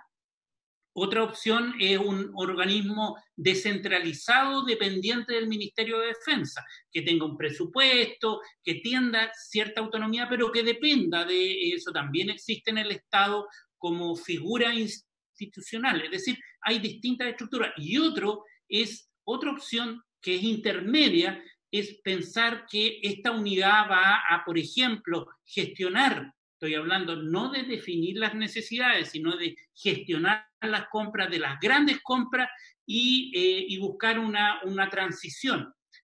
Todo esto requiere una condición básica que es la creación de recursos humanos profesionales para eso. Eso toma tiempo, eso existe. Vean ustedes en Gran Bretaña, en Estados Unidos, hay magíster en procurement, o sea, hay magíster en compras militares y compras del sector de la defensa. O sea, existe la posibilidad de formar, de profesionalizar un staff que, de nuevo, a mi juicio, debiese ser militares y civiles. Yo no estoy pensando acá en porque son profesionales que se dedican a este tema. Y esos profesionales pueden ser militares para algunos aspectos, pero también se requieren abogados, se requieren contadores, se requiere gente que esté supervisando y haciendo auditoría. Es decir, es un mix profesional diverso. Por lo tanto, desde ese punto de vista, mi sugerencia sería revisar más experiencia comparada, lo que planteaba Marco y lo que se planteó anteriormente.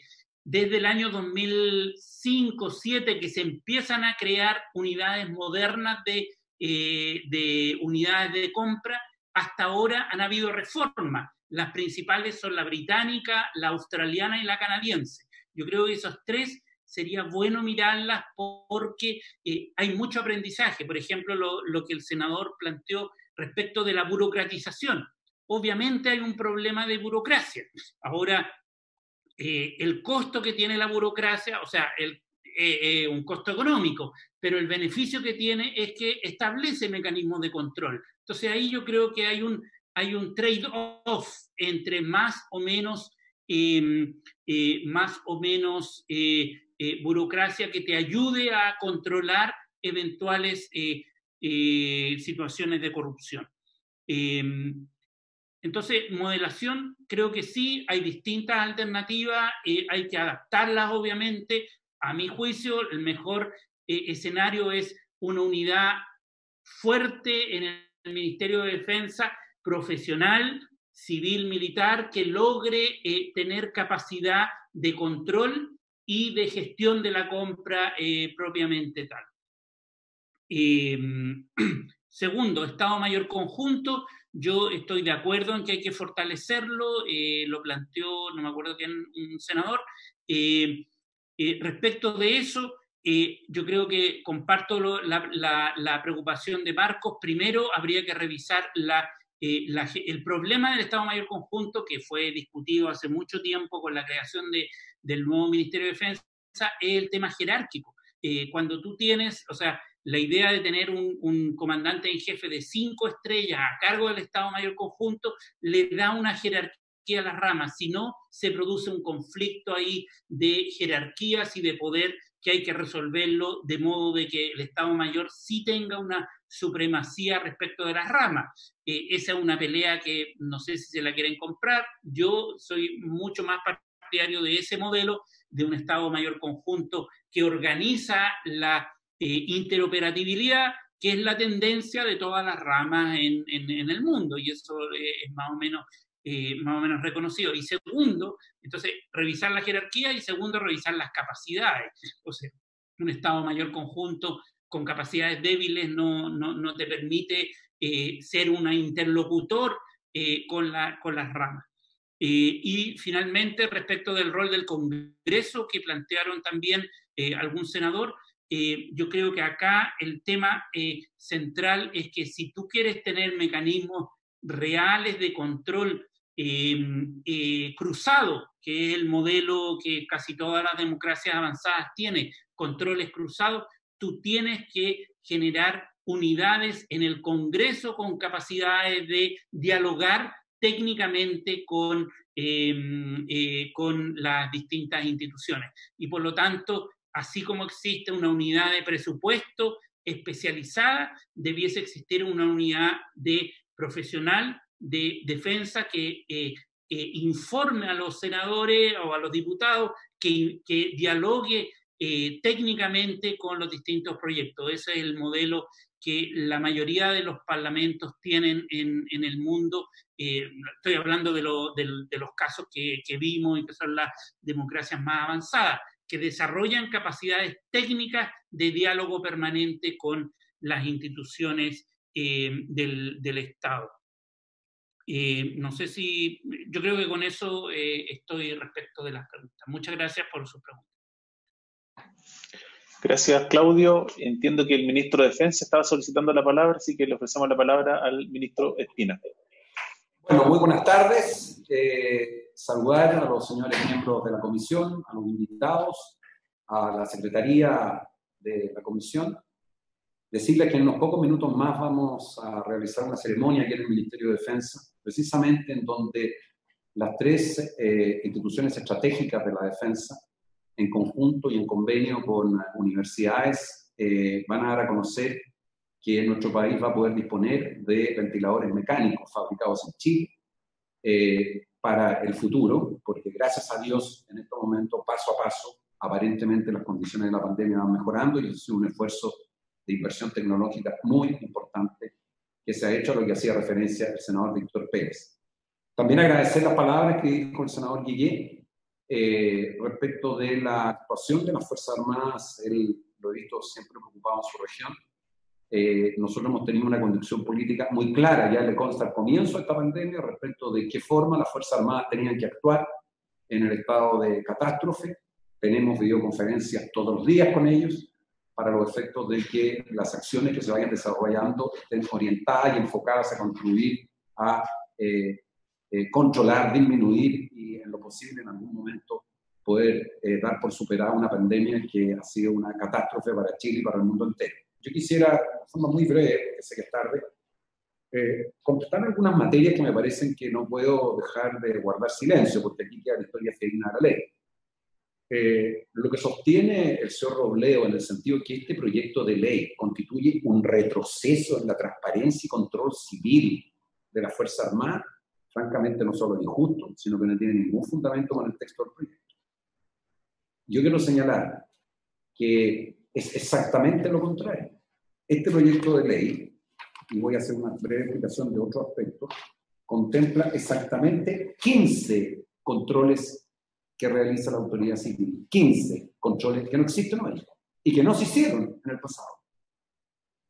Recordar que, tal como se señaló, se sacó adelante la derogación de la ley del cobre, que no fue una exigencia de la oposición, que fue un acuerdo con la oposición. Plantearlo como una exigencia me parece absolutamente indebido. Existió la voluntad de este ministro de Defensa, la colaboración de los señores senadores y los diputados, que nos permitió llegar a un buen proyecto de ley. Y logramos algo que no se había logrado antes, que no se le puso urgencia antes. Y logramos sacar adelante un proyecto de ley contribuido por todos, porque la política de defensa debe ser hecha por todos. Y por lo tanto nos parece a nosotros extraordinariamente importante, y así lo valoramos, que en este proyecto se lograra cambiar el sistema de discusión y debate del presupuesto de las capacidades estratégicas de Chile. Y este año, por primera vez, nuestro país va a tener que tener una discusión profunda y a fondo, democrática, en el Parlamento, de las capacidades estratégicas del país, que se caracterizan, como ustedes saben, por tener un fondo plurianual, por tener un fondo de contingencia, usado para situaciones muy particulares, y finalmente un aporte basal que garantice recursos, porque las compras en Fuerzas Armadas son compras de mediano y largo plazo, y por lo tanto, si no, son imposibles de materializar. Por lo tanto, a mí me parece que sostener que, lo leo textual, el proyecto de ley profundiza la crisis actual del país, francamente me parece una afirmación muy equivocada. No había escuchado todo tipo de críticas, pero decirle que este proyecto de ley de compra era el responsable de la profundización de la crisis de Chile, lo considero realmente desmedido. Y tengo el deber de decirlo porque yo he tenido siempre la mejor voluntad de trabajar con toda la comisión, pero todas las cosas tienen su límite respecto de lo que uno puede legítimamente. Todos tienen derecho a hablar, opinar, pero uno tiene derecho también a defender la obra que se ha realizado con el aporte de todos. No solo eso, sino que acuérdense que avanzamos los gastos reservados, de los cuales nunca hubo control civil. Nunca un ministro o un subsecretario le pidió a la Fuerza Armada que le dijeran qué gastaban los gastos reservados. Nunca.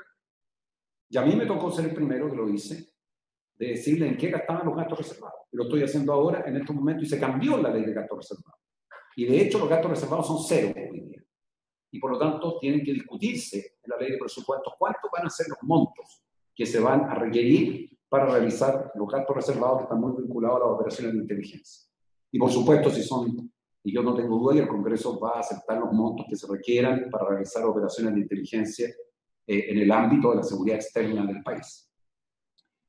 Yo quisiera explicar bien el diseño, porque hay afirmaciones que se hacen que no se sustentan en los hechos, sin perjuicio de decir que muchos de los comentarios que ha efectuado don Claudio Fuente, yo considero que apuntan en la dirección correcta, de fortalecer realmente el proyecto de ley. Y se lo agradezco porque lo veo que están orientadas a poner ciertos desafíos que se están planteando.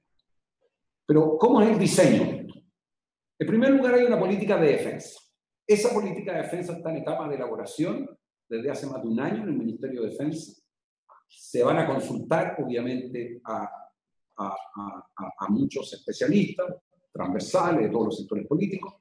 No se ha hecho porque el Ministerio de Defensa no hubiese querido, y puedo advertir que nosotros no somos responsables del coronavirus, podemos tener muchas culpas, pero esa no la tenemos, y resulta que no hemos podido realmente durante los últimos meses, como era nuestra planificación, realizar seminarios públicos, incluir muchas opiniones, pero igual el subsecretario de Defensa de la Masa ha hecho un trabajo de sociabilización, se está en estos momentos recogiendo la opinión de las propias instituciones armadas, y posteriormente se van a realizar seminarios que nos permitan a nosotros, en un plazo razonable, poder tener el mayor consenso posible de la nueva política, no diría nueva, la actualización de la política de defensa, porque es una soberbia infinita sostener que la política de defensa en Chile partió del gobierno del presidente Piñera. Lo que uno debe decir es que esa política tiene que estar actualizándose, porque los desafíos son nuevos, las amenazas son distintas, y como decía el senador Guillet, el rol de la Fuerza Armada, que cada vez va siendo un rol más activo en una sociedad, particularmente lo que significa fortalecer su rol de polivalencia en sus distintas áreas de misión. Luego la política de defensa que se echa por la autoridad civil, y que se expone ante las comisiones de defensa del Parlamento, de defensa del Senado y de la Cámara de Diputados. Es una decisión civil. Viene la planificación del desarrollo de la fuerza a 12 años plazo, que es otra decisión de la autoridad civil. Por supuesto, escuchando a las Fuerzas Armadas, escuchando a quienes sea conveniente, para los efectos de decir, si la política de defensa apunta en una determinada dirección, ¿cómo es la planificación del uso de las fuerzas, del desarrollo de las fuerzas para que se cumpla ese objetivo planteado en la política de defensa? Y posteriormente, esa que es una decisión civil que la ve la Secretaría de Defensa, que la autoriza el ministro de Defensa, todo esto, por supuesto, siempre con conocimiento del presidente de la República, y que finalmente también se expone a las comisiones de defensa del Parlamento, Cámara de Diputados y Senado, y no solo van a tener que hacerlo este año. Y después vienen el plan cuatrianual de compras que se produce para los próximos 4 años. Y luego toda la aplicación de las capacidades, de la adquisición de las capacidades estratégicas, que es lo que apunta este proyecto. Y sin duda este proyecto apunta en la dirección correcta, sin perjuicio de perfeccionarse, en el sentido de incorporar mayores controles y mecanismos de participación civil en las compras que realizan las Fuerzas Armadas. Quisiera hacerme cargo de algunas de las cosas que se han señalado. Por ejemplo, cuando se refiere, ¿cuál es la modalidad que establece este proyecto de ley clara? Que la compra debe ser siempre mediante licitación pública. Y la excepción la define la autoridad civil bajo su responsabilidad política. Porque la excepción, sea las que se hacen compras privadas o las que es mediante compra directa, tienen que hacerse con la avisación, la autorización del subsecretario y por ende del ministro. Y por lo tanto, si se resuelve por parte de la autoridad civil una compra de esas características, la responsabilidad que asume el ministro de Defensa es una responsabilidad política relevante porque él es la persona que está autorizando que se use ese procedimiento. Y quiero señalar que las causales para recurrir al trato directo o bien a las compras privadas son aquellas similares, y de ahí se hicieron, a las que están establecidas en la ley de compras públicas, que se pueden perfeccionar sin lugar a dudas. Pero no un acto arbitrario, es la ley de compras públicas la que establece que esos son los casos en los cuales se puede ir a una adquisición directa. Y son los casos excepcionales que la ley establece. Y por supuesto, nuestra mayor y mejor disposición a que esa materia se perfeccione, se profundice y se logre el mayor consenso posible al respecto. Ahora, respecto a las comisiones de evaluadores hay siempre. Lo que no existe hoy día. Hoy día, efectivamente, la Subsecretaría de Defensa tiene un equipo pequeño para el tamaño que necesitaría, de quienes en forma técnica evalúan los proyectos. Porque el sistema opera sobre la base que se hace la política de defensa, se establece la planificación de desarrollo de la fuerza, se determina cuáles son las capacidades estratégicas que el país tiene de acuerdo a la visión que se ha planteado. Esas capacidades estratégicas de origen a proyectos que se presentan y que en definitiva son evaluados y finalmente autorizados por perdón la redundancia, la autoridad civil. Aquí las compras militares de las capacidades estratégicas llevan la firma del ministro de Defensa y del ministro de Hacienda. Es la autoridad civil la que en definitiva dice qué se compra y no se compra al final. Ahora, el tema es el control. ¿Cómo nosotros tenemos control para que ese proceso sea hecho de manera transparente, clara? Porque si son muchos recursos públicos, lo que la ciudadanía tiene todo el derecho a pedir garantía es que las plata sean bien gastadas. Y eso no cabe a la menor duda. Y por lo tanto, este proyecto se enmarca en esa lógica. Y en ese sentido, yo solo puedo señalar, señor presidente, porque sé que la hora es tarde, fíjese que en este proyecto el Congreso Nacional, por medio de la obligación del ministro de Defensa, debe el ministro de Defensa informar una vez al año en sesión conjunta y secreta de las comisiones de defensa de ambas cámaras sobre la materialización de las capacidades estratégicas. Materialización de las capacidades estratégicas de la defensa, que debe contener las especificaciones sobre las modalidades de contratación. O sea, aquí no hay pieza oscura. Se va a señalar qué modalidad se utilizó para comprar. Y los proveedores participantes, no solo el que se adjudicó, cuáles son los proveedores, y ahí asumo lo de la Contraloría, que no bastan los proveedores, sino que bastan los intermediarios, porque el proveedor es distinto, así lo dijo la Contraloría, y los adjudicatarios de los distintos procedimientos de contratación. O sea, el Parlamento va a tener una herramienta enorme para pedir y exigir que se le informe a quién se está comprando, por qué se está comprando y cómo se está comprando. Luego está la facultad del Congreso de solicitar en cualquier momento información sobre las compras, inversiones y las capacidades estratégicas, las que van a ser canalizadas obviamente a través del Ministerio de Defensa, Autoridad Civil. Las inversiones y compras de capacidades estratégicas estarán sujetas, atención, a la fiscalización y control de la Contraloría General de la República. La Contraloría General de la República va a tener que hacer toma de razón de los decretos. Eso no existe hoy. Y la Contraloría General, lo que tenemos ahí en la discusión es el tiempo, en el plazo en el cual se tiene que hacer la toma de razón, porque hay un debate sobre la rapidez con que se tienen que hacer las compras militares y la demora que puede ser la toma de razón, y es una materia perfeccionada en el proyecto. Luego, la Contraloría General de la República puede solicitar información sobre el procedimiento de compra e inversión estratégica en forma permanente y regular. Y quiero señalar que en nuestra gestión, que no es un retroceso para Chile, se suscribió un convenio con la Contraloría General de la República que ha permitido, y esto es mérito del trabajo, siempre he dicho que la defensa es una política de Estado, lo que ha permitido realizar un número extraordinariamente importante de auditorías, que son más de 280 seguimientos y auditorías internas, y que el propio Contralor en esta comisión calificó que es un convenio que se tradujo en una serie de acciones concretas de trabajo que efectivamente se han ido materializando. Yo espero que esta buena práctica que tenemos entre la Contraloría y las instituciones del Estado, ojalá fuera una práctica generalizada. Nosotros fuimos a pedirle al Ministerio de Defensa, a la Contraloría, que hiciera un convenio con nosotros para que nos auditara permanentemente. Ojalá se hubiese hecho siempre hacia atrás, porque probablemente se habrían evitado algunos de los escándalos que nosotros hemos tenido que sufrir como consecuencia durante los últimos 3 años, que no han ocurrido en nuestro periodo. Después, faculta al Ministerio de Defensa para que las comisiones evaluadoras sean integradas por funcionarios del Ministerio de Defensa. El punto aquí es el siguiente. Van a haber comisiones evaluadoras de los proyectos permanentes. Efectivamente se ha planteado aquí por qué no es la misma comisión la que evalúa. El criterio que soltó fue decir cada proyecto es distinto y por lo tanto las comisiones evaluadoras deben tener gente especializada en ese tipo de proyectos. Y en todas pueden participar autoridades civiles. Obligatoriamente las que son más de 10.000 UTM y las que son menos de 10.000 UTM dependiendo del ministro de Defensa. Calculen la responsabilidad del ministro de Defensa cuando le digan que tiene una comisión evaluadora para comprar algo que vale menos de 10.000 UTM y diga, ¿sabe qué más? Yo no voy a querer que haya una autoridad civil y no lo voy a hacer. Obviamente el procedimiento es perfectamente perfectible, valga la redundancia. No tengo la menor duda que esos son procedimientos y así lo planteamos del primer día con ustedes. De la misma forma, hay un proceso de revisión previa por la unidad de auditoría ministerial del ministerio, que es una unidad civil.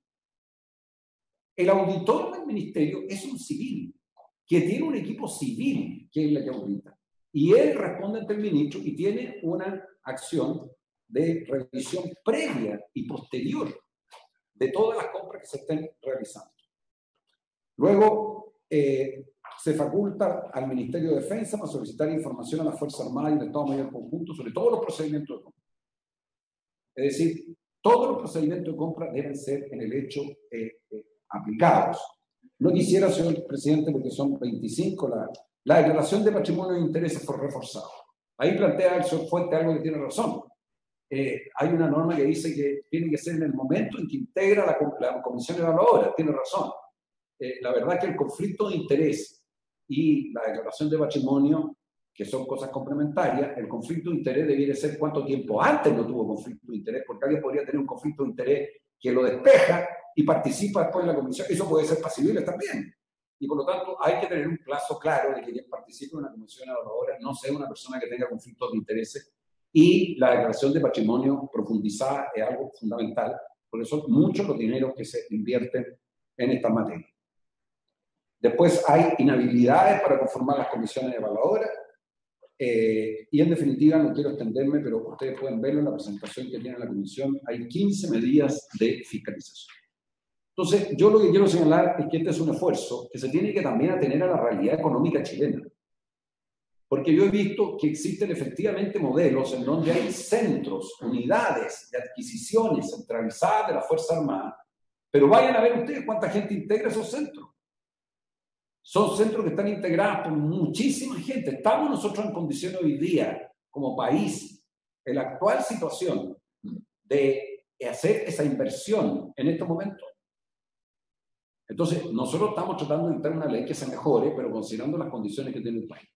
Yo lo que quiero señalarle es que espero, confío, que este proyecto de ley no quede finalmente en buenos diagnósticos y lo hagamos como lo hemos hecho en todos los demás que he tenido la suerte en esta comisión, de ir avanzando, perfeccionarlo y, por supuesto, tener todos los mecanismos de control que sean necesarios, con un solo punto importante, y es que no se transforme en una burocratización exacerbada de las adquisiciones de las capacidades estratégicas.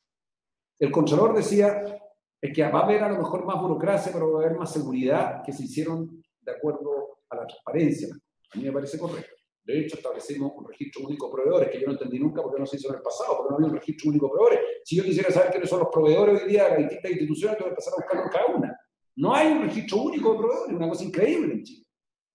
No sabemos exactamente, bueno, nosotros establecimos de hecho, pero estos son avances que se derivarían de hecho desde un punto de vista administrativo, no requerían normas legislativas. Pero ahora mismo, lo importante es que se están avanzando estas materias. Y por lo tanto, yo simplemente, señor presidente, señalarle que nosotros hemos recogido todas y cada una de las observaciones que ustedes han formulado. Nos parece una definición de fondo, la que ha hecho don Claudio Fuente, que si tenemos un organismo en el ministerio que se tiene que fortalecer, hay capacidad hoy día para hacerlo de la forma como lo hace Canadá u otros países que son potencias con recursos adecuados, o lo hacemos de tal manera que sea un proceso gradual que nos conduzca a nosotros a tener hoy día cada vez más claridad en dónde se invierten los recursos de la Fuerza Armada. Porque si la Fuerza Armada en Chile tiene el monopolio de la fuerza, el monopolio de la fuerza dada por la ciudadanía en forma democrática, si les toca controlar los procesos electorales que vienen, participar en los estados de emergencia, tienen a lo menos tres tres obligaciones que cumplir. En primer lugar, tener los más altos estándares de profesionalismo. En segundo lugar, tener los más altos estándares de respeto a los derechos humanos. Y en tercer lugar, tener los más altos estándares de probidad. Y en eso yo le puedo garantizar, señor presidente, que los tres comandantes y jefes de la Fuerza Armada, el general Martínez, el almirante Leiva, el general Merino y el jefe de Estado Mayor Conjunto, el almirante Álvarez, están absolutamente comprometidos en dar todos los pasos necesarios para que estos recursos sean utilizados en forma transparente. Y termino diciéndole que yo tengo una convicción personal respecto del Estado Mayor Conjunto. Yo creo que el Estado Mayor Conjunto tiene que fortalecerse inequívocamente en nuestro país. El Estado Mayor Conjunto debiera ser un órgano con mayor poder, con mayor jerarquía, porque el mundo avanza hacia lo que es la labor conjunta de la Fuerza Armada, lo que no significa que las instituciones pierdan su identidad. La Armada de Chile va a tener siempre su identidad. El Ejército de Chile, que está extendido a lo largo y ancho de todo Chile, también. La Fuerza Aérea de Chile también. Pero lo que resulta obvio es que en un país con las nuevas amenazas, estas instituciones, en lo conjunto, que caen dentro del Estado Mayor Conjunto, sea una institucionalidad mucho más fuerte, más sólida, con más músculo, que nos permita, ¿verdad?, utilizar mejor los recursos que el país destina a la defensa. Yo les agradezco estos minutos, entiendo que las expresiones que se han dado siempre han sido con buena fe, con buena intención, no tengo ninguna queja de esa naturaleza, pero tengo mi deber de defender la gestión que nosotros hemos hecho, en la que siempre señalado se ha hecho en conjunto con los.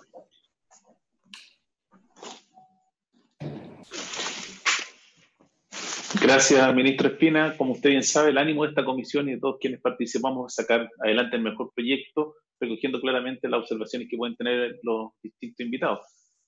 Ofrezco la palabra al senador Quillé, que quería hacer un comentario. Por su intermedio.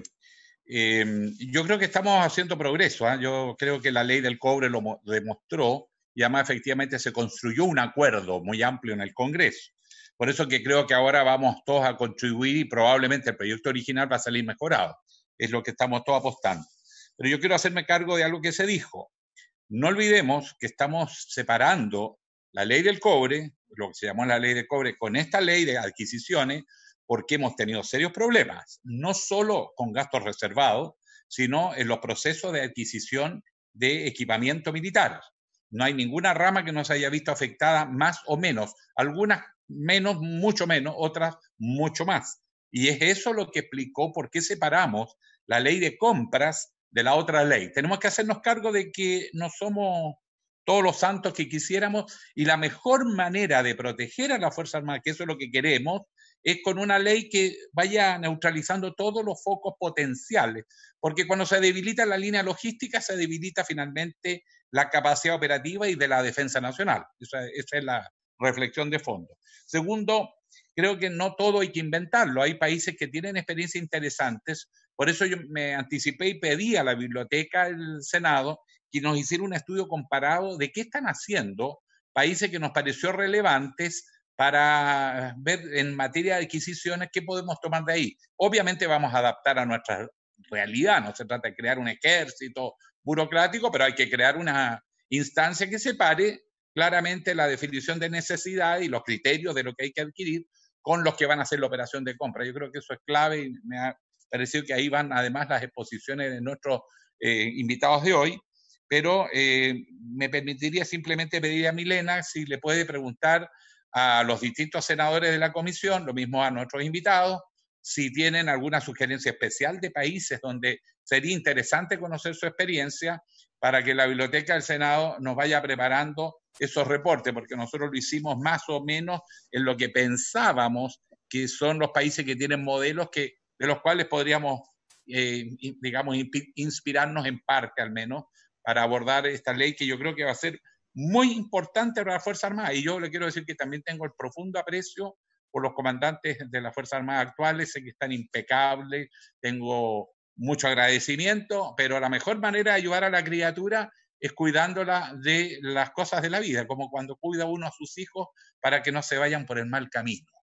Lo digo así para que sinceremos, no estemos en una especie de tensión entre nosotros cuando hablamos de ciertas cosas, sino que digamos las cosas como son nomás. Esa es la intención. Muchas gracias al ministro, muchas gracias a los que vinieron. Y presidente Pedro Araya, le represento una vez más, pero más formalmente, mi felicitación por su desempeño en la Comisión de Constitución, Legislación y Justicia y el trabajo que está haciendo a propósito del 10%, particularmente el tema de los pensionados. Las cosas hay que decirlas en público porque en privado no sirve. Muchas gracias. Muchas gracias, senador Guille, por sus palabras. ¿Una fe de ratas? ¿Puedo hacer una fe de ratas? Sí, ministro. Yo cometí un error en una explicación que di. La Contraloría General de la República, el control que tiene establecido en este proyecto de ley es ex post. Lo que puede hacer, y así está establecido por la Contraloría, lo que sí puede hacer es requerir toda la información que estime conveniente en cualquier momento sobre todos los procesos, trámites que se realizan en la ley, y así lo explicitó expresamente el propio Contralor General de la República. Así que lo dejo claro porque me dicen que a lo mejor no quedó suficientemente claro ese punto. Yo le quiero dar las gracias al señor ministro. Al ministro París, lo tengo aquí en la oficina, al ministro de Ciencia. Va a ser un hecho histórico que nuestro país pueda ayudar a la comunidad. Ya tiene aprobada la posibilidad de que se comience la fabricación de ventiladores mecánicos, que ha sido un tremendo esfuerzo de FAMAE, y de ASMAR, con alianzas con universidades, y vamos a hacer la presentación. Yo lamentablemente no los pude invitar porque aquí ustedes saben que estamos con restricciones de espacio, igual que ustedes en la comisión, pero tan pronto podamos explicarles el detalle de esto, me gustaría que ustedes pudieran hacer una sesión y lo explicamos en detalle cómo se logró esto y cómo se está avanzando. Y espero que no tengamos que usar nunca los ventiladores en el futuro. Los tengamos, pero que por lo menos cada vez sean menos necesarios usarlos. Así que muchas gracias, igual a un Marco Rebolledo, a un Claudio Fuente, y encantado de seguir participando en esta comisión. Gracias, ministro. Habiéndose cumplido el objeto de la sesión,